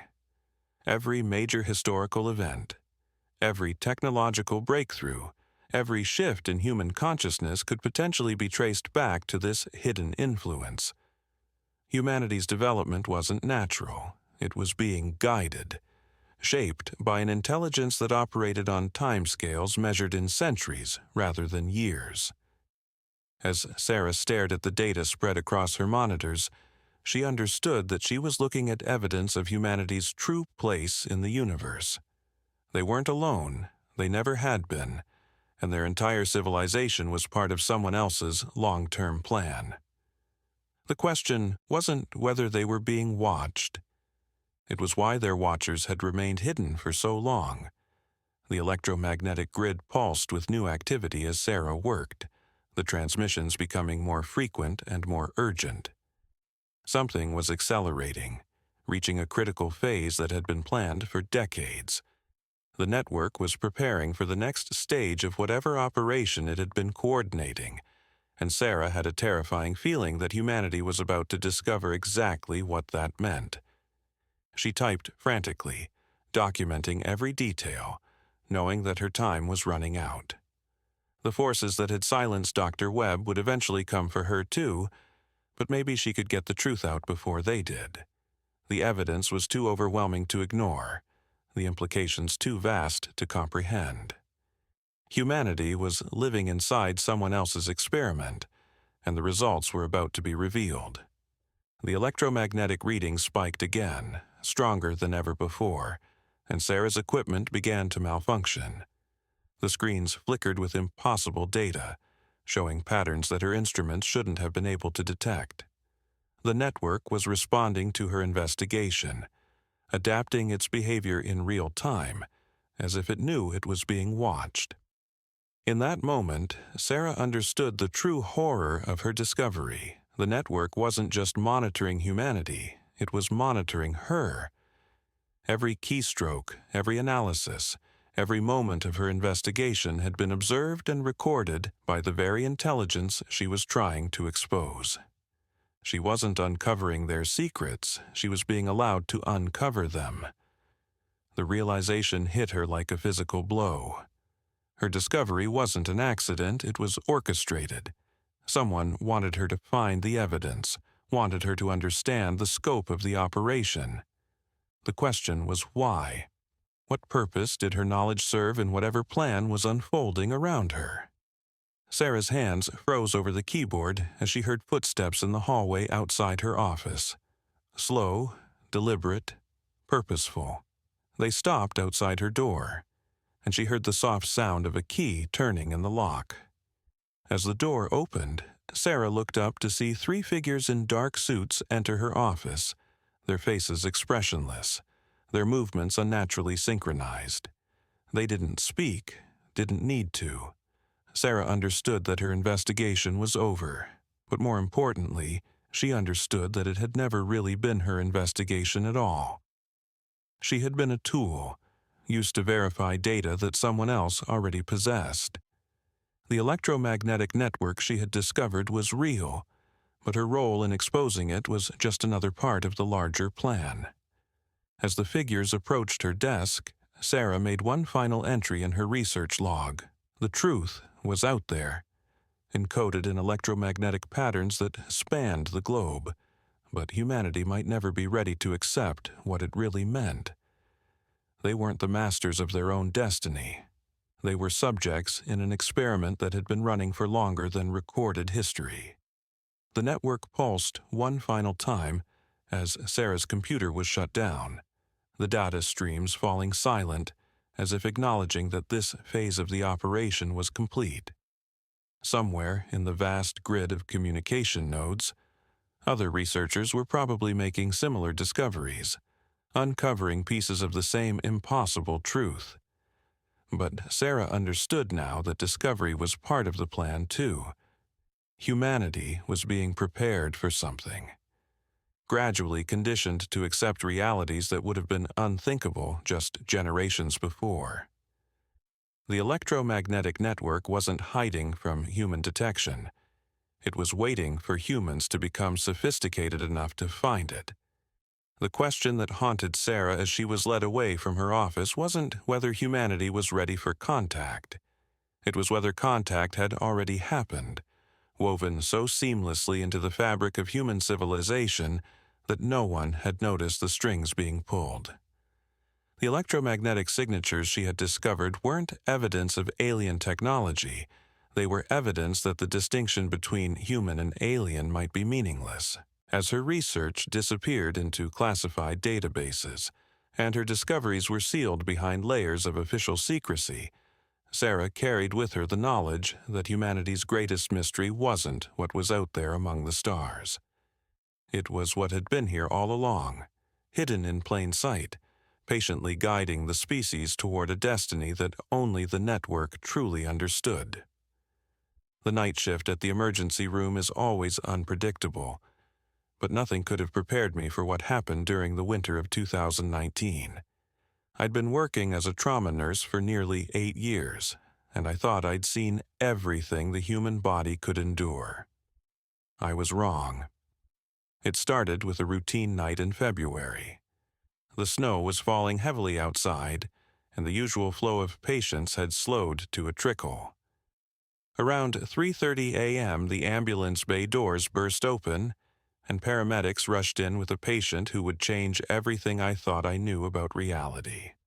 The man appeared to be in his 40s, well-dressed in a dark suit that seemed oddly pristine, despite whatever trauma had brought him to us. What struck me immediately wasn't his appearance, but the complete absence of any vital signs. No pulse, no blood pressure, no respiratory effort. Yet his skin remained warm to the touch, and his eyes tracked our movements with an unsettling awareness. Dr. Martinez, our attending physician that night, ran every diagnostic test available. The results defied medical explanation. Brain scans showed normal activity patterns in someone who registered as clinically dead. Blood work revealed cellular structures, unlike anything in our medical databases. Most disturbing of all, the patient's wounds seemed to be healing themselves in real time. As we worked, trying to understand what we were dealing with, the man began to speak. His voice was clear and calm, despite having no measurable breath to support speech. He spoke of places beyond our understanding, of watchers who had been monitoring human progress for millennia. He described technologies that could heal any injury, extend life indefinitely, and bridge the gap between consciousness and the physical realm. The hospital's electronic systems began malfunctioning around midnight. Computer screens flickered with symbols none of us recognized. Security cameras captured images that showed empty rooms where we could clearly see staff members working. The elevator moved between floors on its own, stopping at levels that didn't exist in our building's blueprints. What happened next challenged everything I believed about the nature of consciousness and identity. The patient's appearance began to shift subtly. His facial features remained the same, but something fundamental about his presence changed. It was as if different personalities were inhabiting the same physical form. each bringing their own memories and experiences from encounters across decades. Through fragmented conversations that lasted until dawn, we learned that this wasn't an isolated incident. Similar cases had been documented in medical facilities worldwide, always involving individuals who existed in a state between life and death, carrying knowledge that shouldn't have been possible for any single human to possess. The most unsettling revelation came when the patient began describing intimate details about our own lives. He knew about Dr. Martinez's recurring dreams of floating above the earth, seeing patterns of light connecting every living being. He spoke of my own childhood experiences with invisible companions that my parents had dismissed as imagination. He described the night shift supervisor's recent encounters with unexplained lights during her commute home. As the sun began to rise, the patient's condition stabilized in ways that defied medical logic.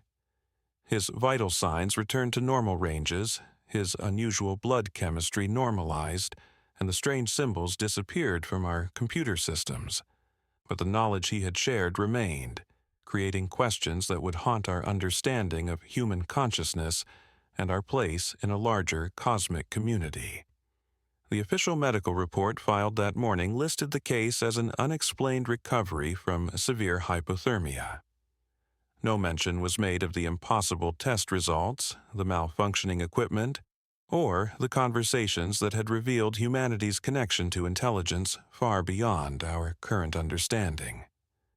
The patient was discharged with no memory of the night's events, carrying only a small scar that seemed to pulse with its own faint light. What disturbed me most wasn't the impossibility of what we'd witnessed, but the growing realization that this encounter was part of something much larger. The patient had spoken of a gradual awakening process, where select individuals across the globe were being prepared for a transformation that would fundamentally alter humanity's relationship with consciousness itself. In the months that followed, I began noticing patterns in other patients.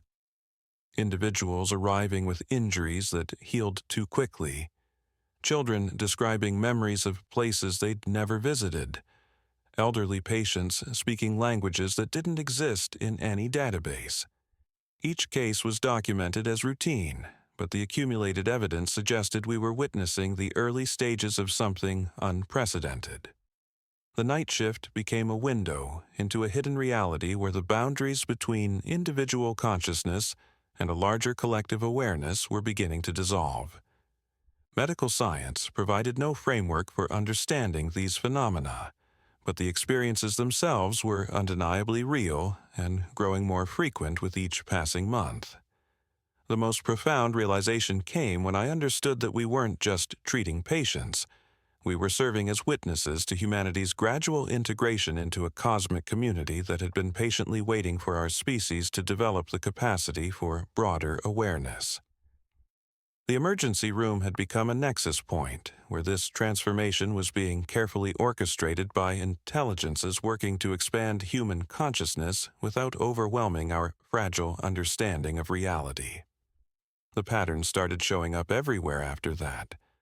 Not just in my work, not just in isolated incidents scattered across remote locations, but weaving through the fabric of ordinary life like threads in a tapestry most people never notice.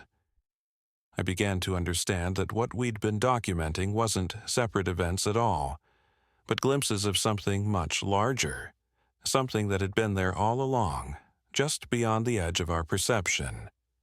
It was Dr. Sarah Chen who first pointed out the connections. She'd been analyzing the data from our atmospheric monitoring station when she noticed something peculiar in the electromagnetic readings. The same frequency signatures we detected during the hospital incidents were showing up in weather data from around the globe. Subtle variations in the magnetosphere that occurred precisely when witnesses reported their encounters. The correlation was undeniable. "It's like they're broadcasting," she told me during one of our late-night research sessions. Not randomly, but in response to something. The question is, what are they responding to? The answer came from an unexpected source. A retired NASA engineer named Marcus Webb reached out to our team after seeing one of our published papers. He'd been tracking similar anomalies for decades, ever since his time working on deep space communication arrays. What he showed us changed everything. The signals weren't just random electromagnetic noise.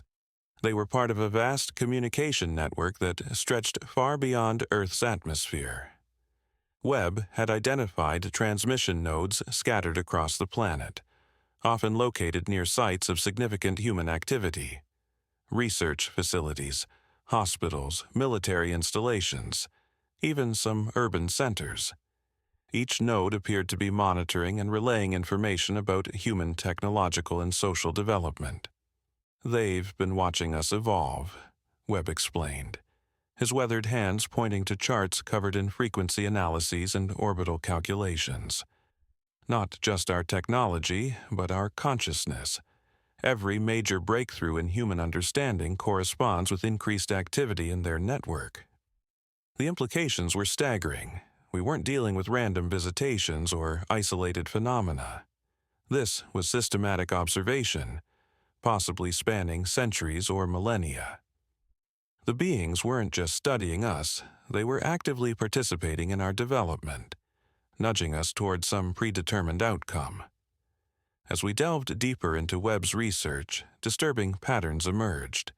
The network wasn't unified. Different signal types suggested multiple factions or species, each with their own agenda for humanity's future. Some transmissions carried harmonious, almost musical qualities that seemed to promote cooperation and peaceful advancement. Others were harsh, discordant, filled with frequencies that induced anxiety and paranoia in sensitive individuals. The peaceful signals often preceded breakthrough discoveries in medicine, renewable energy, and space exploration. The hostile ones correlated with periods of conflict, environmental destruction, and social upheaval. It was as if two opposing forces were locked in a struggle for humanity's soul, using our own planet as their battlefield. Dr. Chen made another breakthrough when she discovered that certain individuals seemed to act as natural receivers for these transmissions. People with specific genetic markers, often those who'd experienced unexplained phenomena or demonstrated unusual intuitive abilities. The hospital staff I'd worked with, the pilots who'd encountered aerial anomalies, even some of the witnesses from our underground facility investigations, they all shared similar neurological patterns. We're not just observers, Chen realized. Some of us are participants, whether we know it or not. The network isn't just monitoring humanity, it's recruiting from it. This revelation led us to examine our own team more closely. Several members, including myself, showed the same genetic and neurological markers. We'd thought we were investigating these phenomena objectively, but it seemed we'd been drawn into the research by forces beyond our understanding. Our discoveries weren't accidents, they were part of a larger plan. The scope of the network became even clearer when we started mapping the transmission nodes globally. Ancient sites like Stonehenge, the pyramids, and Machu Picchu all showed residual electromagnetic signatures consistent with long-term communication hub activity. These weren't just historical monuments. They were the foundations of an infrastructure that had been guiding human civilization for thousands of years. Modern installations had been built on top of or near these ancient nodes, often without the builders realizing the significance of their chosen locations. The research facility where I'd first encountered the underground chambers was situated directly above one of the most active ancient sites. The atmospheric monitoring station sat on another. Even the hospital where I'd witnessed the healing phenomena was built on land that had been considered sacred by indigenous peoples for generations. We were beginning to understand that human history itself might be the product of careful manipulation. Every major leap forward in our development, from the agricultural revolution to the digital age, had occurred near active transmission nodes. The beings weren't just watching our progress, They were orchestrating it. But why? What was the ultimate goal of this vast, long-term project? The answer came from an unexpected source: the children. Dr. Chen had been studying the genetic markers more closely when she discovered that they were becoming more common in recent generations. What had once been rare traits found in less than 1% of the population were now appearing in nearly 10% of newborns. The network wasn't just recruiting from existing humanity. It was actively influencing our evolution.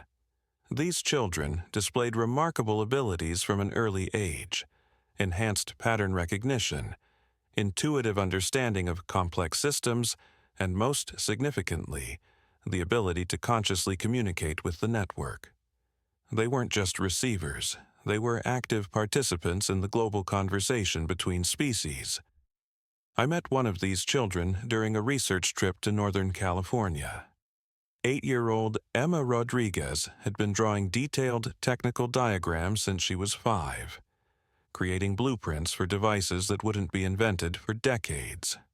Her parents, both teachers with no scientific background, were baffled by their daughter's abilities. When I showed Emma some of our electromagnetic data, her reaction was immediate and profound. "They're getting ready," she said simply, her young face serious beyond her years. "The helpers and the hurt makers are both running out of time. Something big is coming and they need us to choose which side we're on." Emma's drawings weren't random technical specifications. They were components of a massive planetary defense system designed to protect Earth from some approaching threat. The peaceful faction of the network wasn't just guiding our development out of benevolence. They were preparing us for a coming conflict that would determine humanity's survival. The hostile signals we detected weren't from a separate alien faction at all. They were from something else entirely. Something that both the benevolent network and humanity would need to face together. The underground facilities, the atmospheric monitoring, the genetic modifications, the consciousness expansion, all of it was preparation for a war that most of humanity didn't even know was coming. As our research progressed, more children like Emma began reaching out to us. Not through their parents or teachers, but directly, using communication methods that bypassed traditional channels entirely. They spoke of dreams filled with star maps and battle plans, of voices that taught them about technologies beyond current human understanding, of a great darkness approaching from the space between spaces that threatened not just Earth, but the entire network of civilizations that had been built across the galaxy. The peaceful beings weren't invaders or manipulators.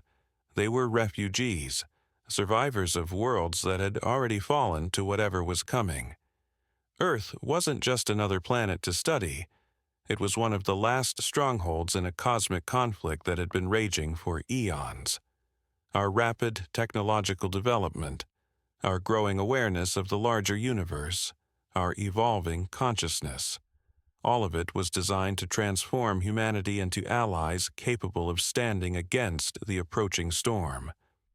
But time was running short. The hostile signals were increasing in frequency and intensity, and children like Emma spoke of changes they could feel in the network's communications. The protective barriers that had hidden Earth from the coming darkness were beginning to fail.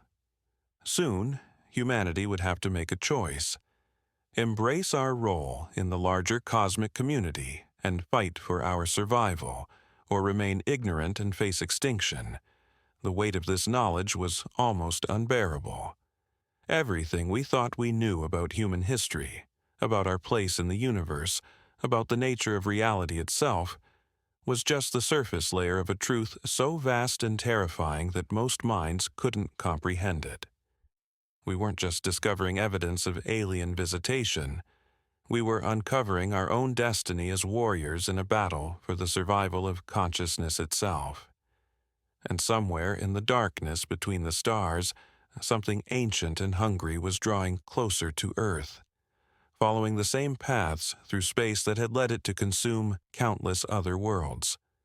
The network that had guided our development for millennia was about to face its greatest test, and humanity's role in that test would determine not just our own fate, but the fate of every intelligent species in the galaxy. The children could feel it coming. In their dreams, in their drawings, in the voices that spoke to them through frequencies older than human civilization, they saw the approaching shadow that would soon blot out the stars, and they knew that the time for hiding, for subtle manipulation and gradual preparation, was almost over. Soon, humanity would have to wake up to the truth of what we really are and what we were always meant to become. The deeper we delved into these encounters, the clearer it became that we're witnessing something far more orchestrated than random sightings. Each story, each experience, each moment of contact seems to be part of a larger design, a carefully choreographed revelation that's been unfolding for decades, maybe centuries. Consider the patterns emerging from these testimonies. The watchers on the lake, always appearing at specific times. The figures in the forests, leaving traces that vanish by morning. The lights in the sky that respond to human observation. The voices in dreams that teach impossible melodies. These aren't isolated incidents, they're coordinated operations. The children seem to be of particular interest to these entities. Throughout our investigations, we've discovered that many contactees report their first experiences during childhood. The 7-year-old whose mother became a host. The young artist learning alien music through dreams. The countless reports of children drawing strange symbols they've never seen, speaking words from languages that don't exist. What's most disturbing is the consistency in their methods. They don't simply observe, they recruit. They identify individuals with specific psychological profiles, emotional vulnerabilities, or unique cognitive abilities. The single mother struggling to survive. The terminally ill patient facing impossible choices. The isolated security guard working nights alone. Each represents a different type of human consciousness, a different entry point into our collective psyche. The technology they employ operates on principles we're only beginning to understand. Time distortions where minutes vanish from recordings. Electronic devices that malfunction in their presence, yet somehow capture evidence of their existence. Compass needles that spin wildly, pointing not to magnetic north, but toward something else entirely. These aren't the crude interventions of a primitive intelligence. They're the subtle manipulations of beings who understand our reality better than we do.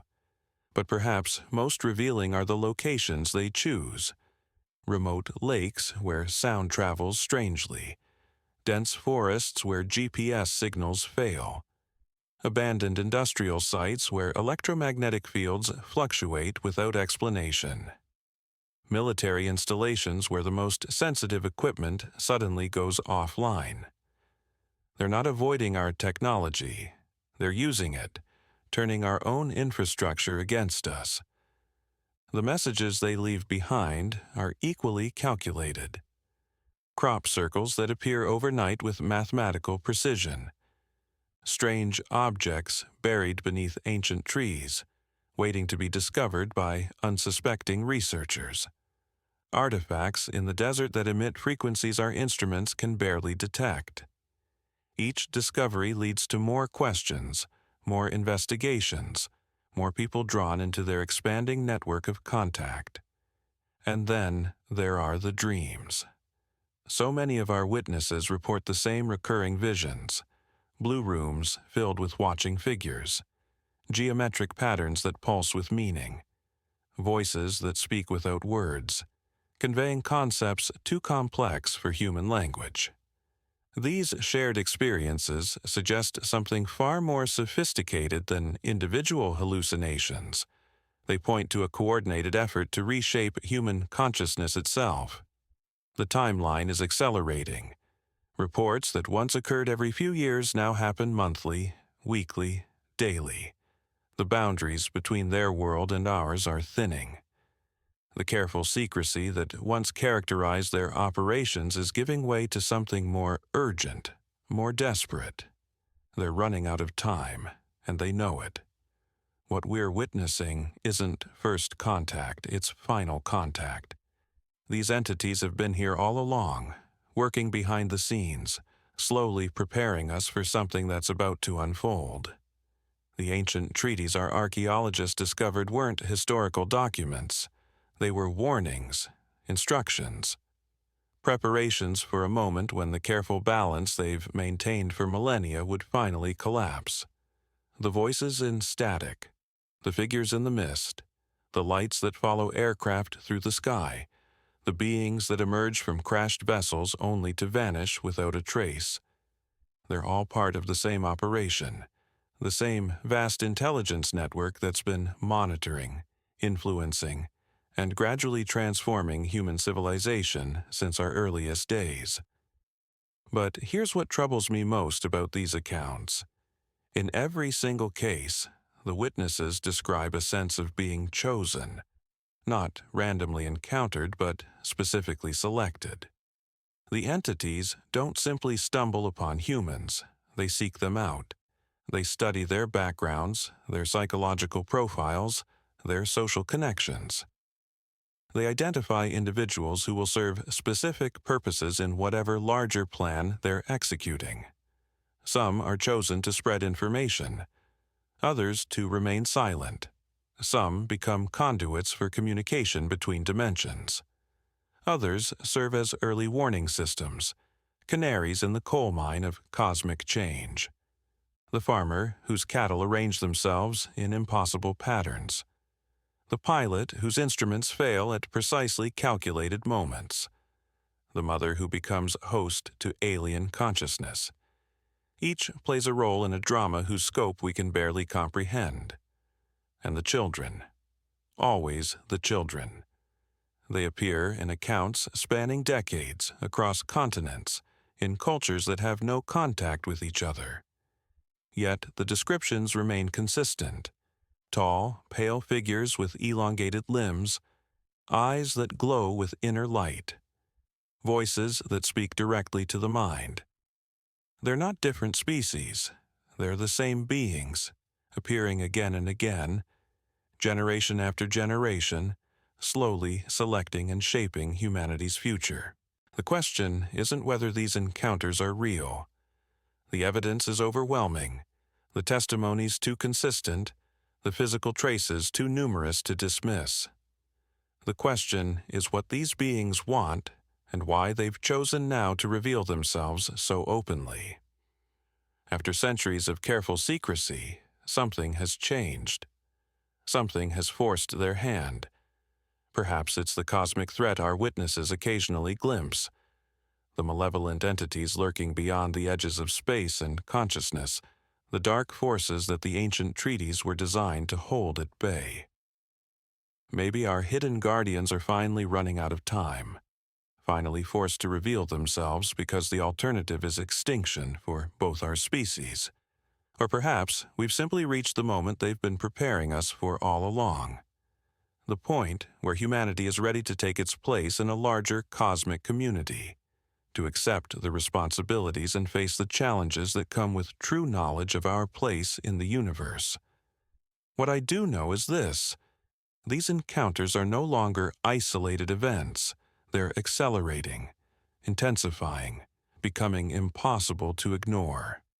The careful veil of secrecy that has hidden this reality for so long is finally being pulled away.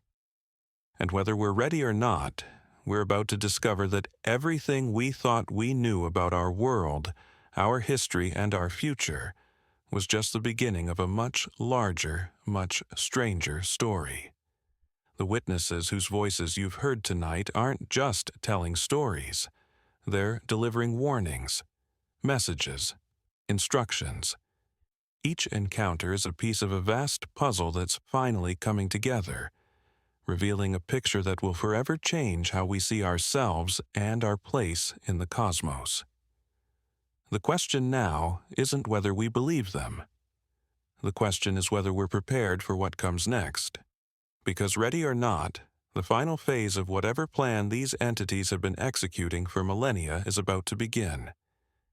And this time, there will be no hiding from the truth. As these encounters intensify and accumulate across the globe, we witness the gradual unveiling of humanity's true cosmic heritage. The patterns emerge with undeniable clarity, the children chosen for their unique abilities, the ancient sites reactivating after millennia of dormancy, the escalating frequency of contact events, all pointing toward an approaching convergence that will forever alter our understanding of reality itself. The evidence suggests we stand at the threshold of the most significant transformation in human history. The benevolent factions, working tirelessly through dreams, technological anomalies, and direct contact, continue their desperate race against time. They understand what the hostile entities represent, not merely conquest, but the complete subjugation of human consciousness, the eradication of our species' potential to evolve beyond our current limitations. These beings have been preparing us, testing our readiness, evaluating our capacity to accept truths that would shatter conventional worldviews. The electromagnetic signals aren't random interference, they're activation codes, awakening dormant neural pathways that connect us to a vast galactic network of consciousness. The children experiencing these encounters aren't victims. They are the next stage of human evolution, bridges between our primitive understanding and cosmic awareness. The ancient sites hold more than historical significance. They're nodes in a planetary grid system, a communication network that spans continents and connects directly to extraterrestrial intelligence. As these locations reactivate, they're not just archaeological curiosities. They're beacons, sending signals across the galaxy that humanity is approaching readiness for integration into a larger cosmic community. But this readiness comes with profound responsibility. The hostile factions approach with intentions that would reduce humanity to servants, stripping away our free will and creative potential. They've manipulated our development for centuries, encouraging conflict, environmental destruction, and spiritual disconnection. Their arrival would mark the end of human sovereignty, the beginning of an age where our species exists solely to serve alien interests. The benevolent beings understand this threat intimately. They've fought these same entities across multiple star systems, witnessing the devastation they leave behind. Entire civilizations reduced to mindless automatons, their cultures erased, their potential extinguished. They reach out to us not from altruism alone, but from desperate necessity. Humanity represents their last hope for allies in this cosmic conflict. Every encounter, every dream visitation, every technological anomaly serves a purpose in this grand preparation. They're not just making contact, they're awakening abilities that lie dormant within human consciousness. Telepathic communication, remote viewing, energy manipulation, dimensional perception. Capabilities that our species possessed before deliberate suppression by hostile influences embedded within our own power structures. The governments that suppress evidence, the corporations that discredit witnesses, the institutions that ridicule contact experiences. Many operate under influence from these malevolent entities. The suppression isn't accidental or purely human in origin. It's part of a systematic campaign to keep humanity divided, confused, and unprepared for what approaches. But the awakening cannot be stopped. Too many people have experienced direct contact. Too many children demonstrate abilities that transcend conventional understanding. Too many witnesses refuse to remain silent. The truth spreads through networks that bypass traditional information channels, creating a groundswell of awareness that no amount of suppression can contain. The electromagnetic anomalies increase in frequency and intensity. Military installations report equipment failures that follow no known patterns. Commercial aircraft encounter objects that demonstrate impossible maneuverability. Amateur radio operators receive transmissions in languages that don't exist on Earth. The barrier between our reality and theirs grows thinner with each passing day. Those chosen for contact describe similar experiences. A sense of profound purpose, of being part of something larger than individual existence. They speak of visions showing Earth's potential future, glimpses of humanity integrated into a galactic civilization where our unique qualities contribute to a vast collective consciousness while maintaining individual identity. They also see the alternative, a world stripped of wonder, where human creativity and spirit are systematically eliminated. The choice approaches rapidly. Humanity must decide whether to embrace this cosmic heritage or remain trapped in ignorance until the hostile forces arrive to make the choice for us. The benevolent beings cannot intervene directly. Cosmic law forbids the violation of free will.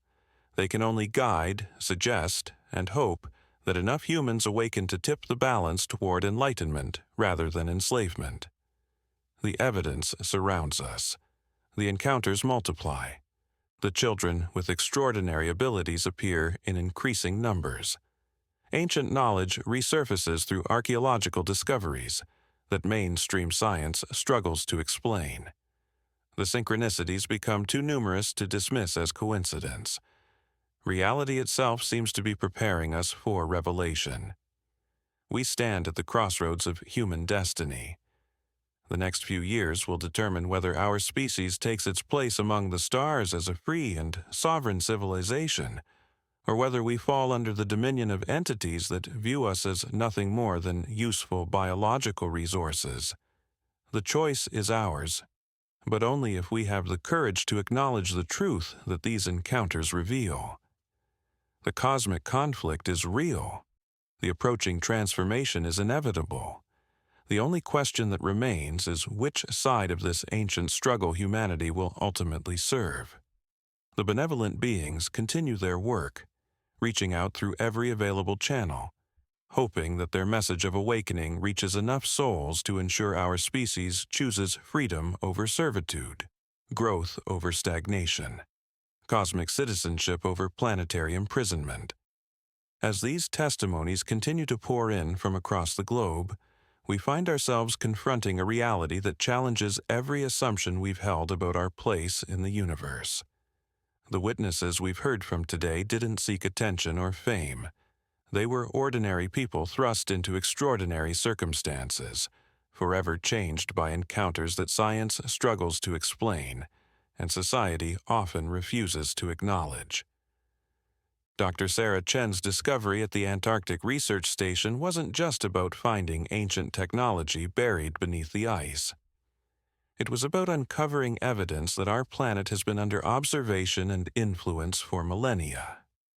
The crystalline structures she encountered weren't random artifacts, but components of a vast communication network that spans continents and possibly star systems. Her subsequent disappearance and the military's immediate classification of her findings tell us that some truths are considered too dangerous for public consumption.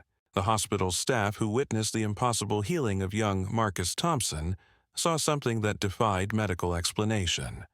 But more than that, they witnessed a demonstration of human potential that certain forces would prefer remain dormant. Marcus's ability to channel energy through his hands, to accelerate healing at the cellular level, represents capabilities that we all may possess, but have been systematically suppressed or forgotten. The men in black who visited each witness weren't just conducting damage control. They were protecting a secret that could fundamentally alter humanity's understanding of its own capabilities. When we examine the accounts from the Nevada Desert Facility, we see a pattern emerging. The underground complex that James Rodriguez infiltrated wasn't simply a government black site. It was a nexus point where human and non-human intelligence converge, where decisions are made that affect the entire trajectory of our species. The hybrid beings he encountered in those sterile corridors represent either our evolutionary future or our subjugation, depending on which faction ultimately prevails in this cosmic chess game. The children of Millbrook Elementary didn't just experience a shared hallucination, they received a transmission, a download of information that activated latent abilities within their developing minds. The geometric patterns they drew with such precision weren't random scribbles, but mathematical equations that describe the fundamental structure of reality itself. These children are living proof that the next generation of humans may be fundamentally different from their parents, equipped with capabilities that will be essential for the challenges ahead. Professor Elizabeth Hawthorne's research into the Nazca lines revealed that these ancient geoglyphs aren't merely historical curiosities. They're active components of a planetary grid system, markers that interact with specific electromagnetic frequencies to create a global communication network. Her encounter with the luminous beings wasn't an isolated incident, but part of a larger pattern of contact that has been ongoing for centuries. The fact that she continues to receive their mathematical transmission suggests that this communication is accelerating, building towards some kind of crescendo. The cosmic signals detected by the Arecibo Observatory weren't random noise from deep space. They were activation codes designed to trigger specific responses in human consciousness. The fact that exposure to these signals enhanced cognitive abilities in the research team demonstrates that our brains are already equipped to receive and process this information. We are, in essence, living receivers waiting for the right frequency to unlock our full potential. But perhaps the most disturbing aspect of these encounters is the revelation that humanity exists within a carefully constructed paradigm of limitation. The shadowy figures who appeared to silence witnesses, the military units that swooped in to confiscate evidence, the systematic debunking of legitimate phenomena, all point to a coordinated effort to keep humanity in a state of ignorance about its true nature and cosmic significance. The factions operating behind the scenes aren't all aligned in their goals. Some seek to gradually elevate human consciousness, to prepare us for integration into a galactic community of intelligent species. Others view humanity as a resource to be exploited, a species to be kept in perpetual adolescence while our planet is strip-mined and our genetic material harvested. The outcome of this cosmic conflict will determine whether we emerge as sovereign beings capable of taking our place among the stars or remain as unwitting subjects in someone else's grand experiment. The ancient sites that have suddenly become active worldwide aren't coincidentally awakening. They're responding to specific cosmic alignments and artificial signals that are part of a coordinated activation sequence. The pyramids of Giza, the stone circles of Britain, the temple complexes of South America, and countless other sacred sites are all nodes in a global network that is being systematically brought online. Each activation brings us closer to a moment of truth that will fundamentally alter the trajectory of human civilization. The witnesses who have shared their experiences with us today represent just the tip of the iceberg. For every person brave enough to speak publicly about their encounters, there are dozens more who remain silent, terrified of ridicule or retaliation.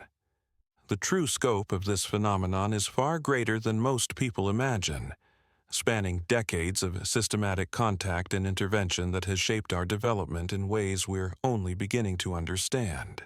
The technological capabilities demonstrated by these non-human intelligences, consciousness transfer, matter manipulation, instantaneous travel across vast distances, and the ability to exist simultaneously in multiple dimensions, suggest that we're dealing with civilizations that have transcended the physical limitations that currently constrain humanity.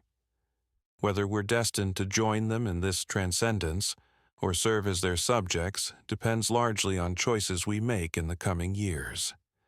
The hybrid beings encountered in various facilities around the world represent a bridge between human and non-human intelligence.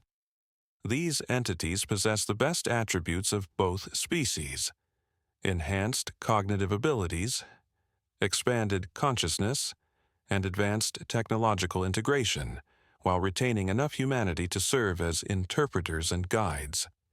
Their existence proves that the boundaries between species are far more fluid than we've been led to believe. The electromagnetic anomalies detected at contact sites aren't random disturbances, but signatures of interdimensional technology that operates on principles our science is only beginning to glimpse. These devices don't just transport matter across space. They can manipulate the fundamental fabric of reality itself, creating pockets of altered physics where impossible things become routine. The shared dreams and visions experienced by witnesses across different continents suggest that consciousness itself is being used as a communication medium. These experiences aren't hallucinations, but genuine exchanges of information that bypass the normal sensory channels. The fact that these psychic contacts are becoming more frequent and more vivid indicates that barriers between human and non-human consciousness are breaking down. The mathematical sequences and geometric patterns that appear repeatedly in these encounters aren't abstract concepts, but practical instructions for technologies that could revolutionize human civilization. These formulae describe methods for generating clean energy, manipulating gravity, and even achieving consciousness transfer. The knowledge is being gradually seeded into human awareness, waiting for us to develop the wisdom to use it responsibly. The underground facilities that have been constructed in secret locations worldwide aren't just hiding places for clandestine operations. They're staging areas for a transition that will either elevate humanity to a new level of existence or reduce us to a managed population of biological resources. The choice of which outcome manifests depends on humanity's collective response to the revelations that are now beginning to surface. The timeline for this cosmic transition appears to be accelerating. The increasing frequency of encounters, the growing boldness of non-human entities, and the activation of ancient sites all point to an approaching moment of revelation that will make denial impossible. We are rapidly approaching a point where the hidden reality behind these encounters will become undeniably obvious to everyone on Earth. The children who have been contacted and enhanced represent the future of human evolution. Their abilities, telekinesis, telepathy, energy manipulation, and direct interface with advanced technologies will become commonplace among the next generation. These children are living proof that humanity is already beginning to transcend its current limitations, regardless of efforts to suppress this evolution. The factions working to maintain the status quo are fighting a losing battle against the natural progression of human consciousness. No amount of secrecy, intimidation, or disinformation can ultimately prevent the truth from emerging. The very act of awakening that these entities set in motion millennia ago has now reached a point where it can no longer be contained or reversed. The ancient prophecies found in cultures worldwide all point to this moment in history as a time of great transformation. The return of the gods, the opening of the Stargate, the activation of dormant DNA, these aren't metaphorical concepts, but literal descriptions of the process we're witnessing today. Our ancestors knew this time would come and left us guides to help navigate the transition. The witnesses who have shared their experiences with us today have done more than simply recount strange events. They've provided us with pieces of a puzzle that, when assembled, reveals the true nature of our reality and our destiny as a species. Their courage in speaking out despite personal risk has illuminated a path forward for all of humanity. The technology that will be revealed in the coming years will render our current understanding of physics obsolete. Free energy, anti-gravity propulsion, consciousness transfer, and interdimensional travel will become as commonplace as smartphones and internet connections are today. This technology has always been available to humanity, but its release has been carefully timed to coincide with our spiritual and ethical development. The Galactic Federation that has been observing our progress isn't a distant concept but a present reality. Representatives of numerous intelligent species have been walking among us for decades, sometimes in human form, sometimes in their natural appearance, always working behind the scenes to guide our development. First contact isn't something that will happen in the future. It's something that has been happening all along. The cosmic conflict that determines our fate isn't being fought in distant star systems but right here on Earth, in the halls of power, in underground facilities, and in the realm of human consciousness itself. Every person who awakens to their true potential, every individual who refuses to accept limitations, every human who chooses love over fear becomes a warrior in this battle for our species' future. The time for passive observation is ending. The witnesses who have shared their experiences with us today represent the vanguard of a new age of human awareness. Their encounters with non-human intelligence, their exposure to advanced technology, and their glimpses of our cosmic heritage have prepared them to serve as guides for the rest of humanity. The choice before us is clear. We can continue to live in denial, accepting the limitations imposed upon us by those who would keep us ignorant and powerless. Or we can embrace the truth of our cosmic heritage and step forward into our destiny as conscious beings capable of traveling the stars and communing with intelligences beyond our current comprehension. The encounters that still haunt these witnesses aren't just memories of strange events. They're glimpses of a reality that exists parallel to our everyday experience, a reality that is rapidly becoming impossible to ignore. The walls between these realities are breaking down, and soon everyone will be forced to confront the truth that these brave individuals have been carrying alone. The aliens aren't coming. They're already here. They've been here all along, watching, waiting, and preparing us for the moment when we would be ready to acknowledge their presence and accept our place in the larger cosmic community.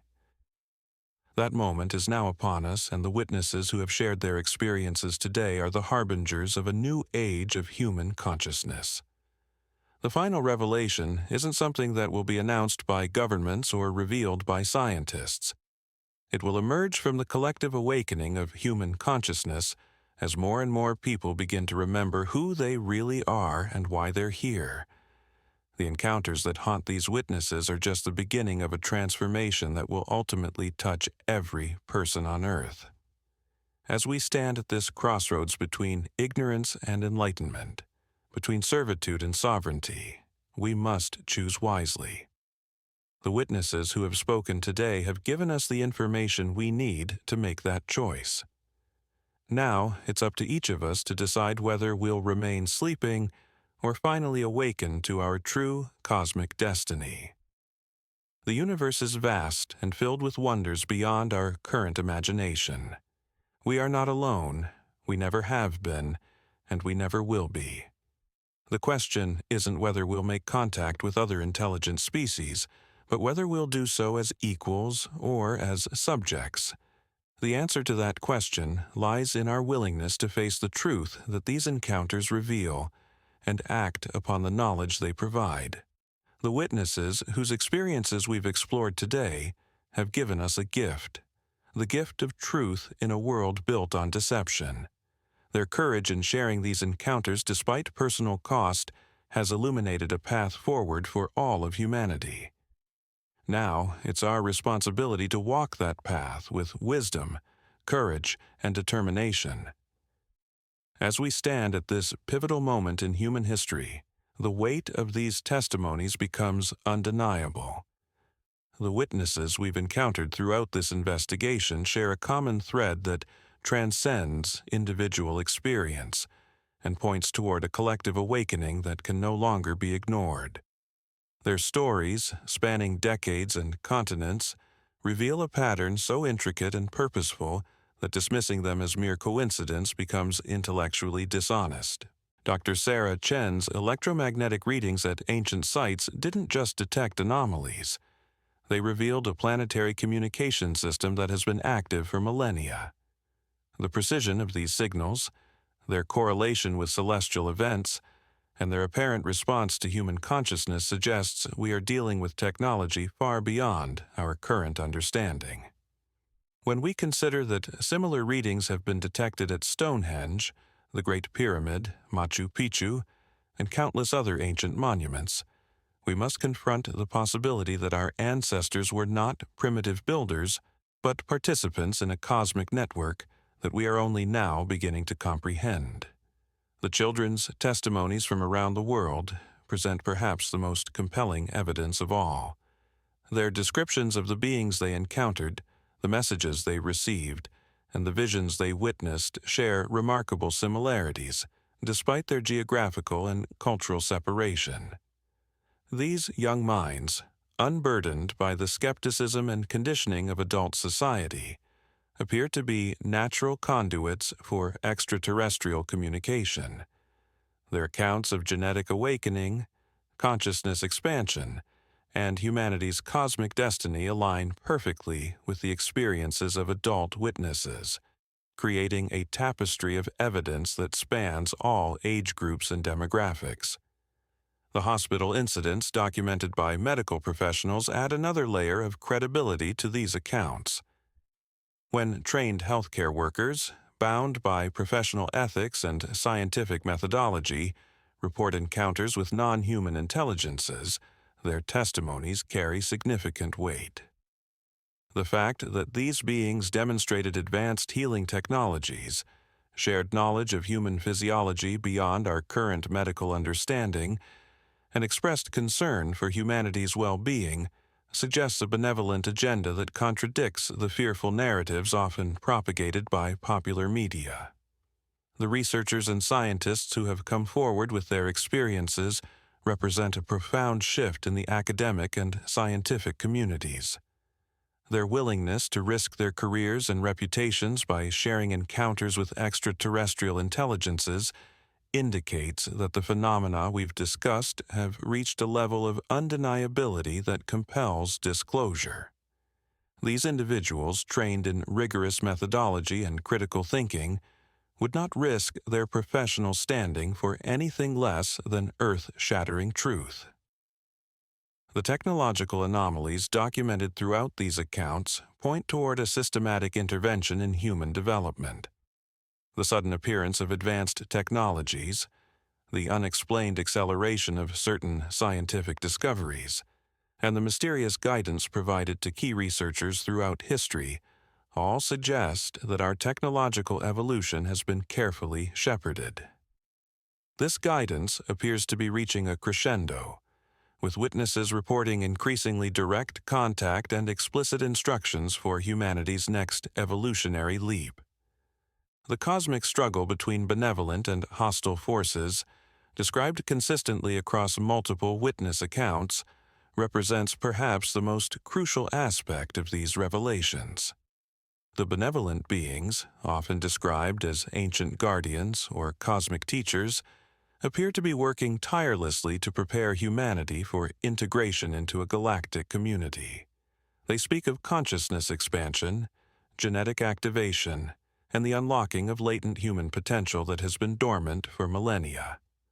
Conversely, the hostile entities, described as parasitic or predatory in nature, seem determined to prevent this awakening. Their methods include manipulation of human consciousness, the promotion of fear and division, and the suppression of technologies that could accelerate human evolution. The witnesses who have encountered these negative forces describe them as desperate, knowing that their window of influence is rapidly closing as humanity approaches its cosmic awakening. The ancient monuments and sacred sites scattered across our planet serve as more than historical curiosities.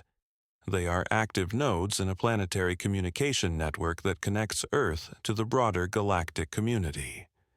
The activation of these sites, witnessed by numerous individuals over the past several decades, appears to be part of a coordinated effort to prepare our planet for the next phase of human evolution. The electromagnetic signatures emanating from these locations, the consciousness-altering effects experienced by visitors, and the prophetic visions received at these sites all point toward their role as cosmic transmission stations. The genetic modifications described by witnesses, ranging from subtle DNA activations to more dramatic physiological changes, suggest that humanity is undergoing a transformation at the cellular level. These modifications, reportedly triggered by exposure to certain frequencies or direct intervention by benevolent beings, appear designed to enhance human consciousness, expand psychic abilities, and prepare our species for life in a broader cosmic context. The consistency of these reports across different witness groups indicates that this genetic awakening is not random, but part of a carefully orchestrated plan. The urgency expressed by the extraterrestrial intelligences in their communications with witnesses cannot be overlooked. Their messages consistently emphasize that humanity stands at a crossroads, with limited time remaining to make crucial decisions about our species' future. They speak of an approaching cosmic event, variously described as a consciousness shift, dimensional transition, or galactic alignment, that will fundamentally alter the nature of reality on Earth. This event, they warn, will require humanity to have achieved a certain level of spiritual and technological maturity to navigate successfully. The suppression of these truths by various governmental and institutional forces, as described by multiple witnesses, reveals a deliberate effort to keep humanity in a state of ignorance and dependency. The witnesses who have attempted to share their experiences publicly often face ridicule, professional destruction, or worse. This systematic suppression suggests that certain elements within human society are aware of the extraterrestrial presence and are actively working to prevent disclosure, possibly in collaboration with the hostile forces described by witnesses. The interconnected nature of these accounts, spanning different time periods, geographical locations, and witness backgrounds, creates a compelling case for their authenticity. The specific details that align across separate testimonies, the technical accuracy of information provided by non-human intelligences, and the profound personal transformations experienced by witnesses all point toward genuine contact with advanced extraterrestrial civilizations. As we process these revelations, we must consider their implications for our understanding of human history, our place in the universe, and our species' destiny. The evidence suggests that humanity has never been alone, that our development has been guided by cosmic intelligences for millennia, and that we are now approaching a pivotal moment in our evolutionary journey. The choices we make in the coming years, both individually and collectively, will determine whether we successfully transition to cosmic citizenship or succumb to the forces that seek to keep us trapped in ignorance and limitation. The witnesses whose stories we've explored today represent the vanguard of human consciousness. Individuals who have been chosen or have chosen to serve as bridges between our current reality and the cosmic truth that awaits our species. Their experiences, often traumatic and always life-changing, serve as preparation for the broader awakening that appears to be imminent. They carry the responsibility of sharing these truths with humanity, despite the personal costs and societal challenges they face. The time for dismissing these accounts as fantasy or delusion has passed. The convergence of witness testimonies, physical evidence, and observable phenomena has reached a critical mass that demands serious consideration. The very survival and evolution of our species may depend on our willingness to acknowledge these truths and prepare for the cosmic transformation that lies ahead. We stand at the threshold of the greatest revelation in human history. The extraterrestrial intelligences who have watched over our development for millennia are preparing to reveal themselves openly. The ancient systems embedded in our planet are activating.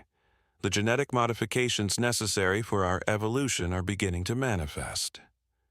The cosmic event that will transform our reality approaches with each passing day. The witnesses whose accounts we've shared today didn't seek fame or recognition. Most face ridicule, career damage, and personal turmoil for speaking their truth. Yet they continue to come forward because they understand something profound. We are living through the most significant transformation in human history, and silence is no longer an option. The patterns emerging from these encounters paint a picture that challenges everything we thought we knew about reality. The coordinated timing of these events, the consistent messages across different witnesses, the activation of ancient sites, and the technological demonstrations all point to a carefully orchestrated process of disclosure and preparation. This isn't random contact, it's a systematic awakening. What makes these accounts particularly compelling is their consistency across decades and continents. Hospital staff in remote areas report the same phenomena as researchers in classified facilities. Ancient site activations occur simultaneously worldwide. Genetic awakening experiences follow similar patterns whether they happen to a farmer in Nebraska or a scientist in Tokyo. This level of coordination suggests an intelligence far beyond our current understanding. The evidence suggests we're caught in a cosmic struggle between forces seeking to elevate human consciousness and those intent on our continued subjugation. The benevolent entities consistently emphasize our potential, our connection to the cosmos, and our responsibility to evolve beyond our current limitations. They're not here to save us. They're here to help us save ourselves. The hidden networks and secret facilities documented by whistleblowers reveal that elements within our own governments have been aware of this situation for decades. The planetary communication grid utilizing ancient monuments isn't science fiction. It's an active system preparing for humanity's next evolutionary leap. The question isn't whether this is real, but whether we're ready to accept what it means. These encounters are increasing in frequency and intensity. The witnesses describe an urgency to these interactions, as if a timeline is accelerating toward an inevitable convergence point. We're approaching what many describe as a moment of choice, a collective decision point that will determine humanity's future trajectory. The transformation isn't coming, it's already here. The signs are everywhere for those willing to see them. The witnesses have paid the price to bring us this information. Their courage in speaking truth to power, despite personal cost, demonstrates the same awakening consciousness that these encounters are meant to catalyze. As we stand at this crossroads, we must ask ourselves, will we remain passive observers of our own evolution, or will we actively participate in humanity's cosmic awakening? The choice, as these witnesses remind us, is ours to make. But the window for making it may be closing faster than we think. The universe is watching. The question is, are we ready to answer?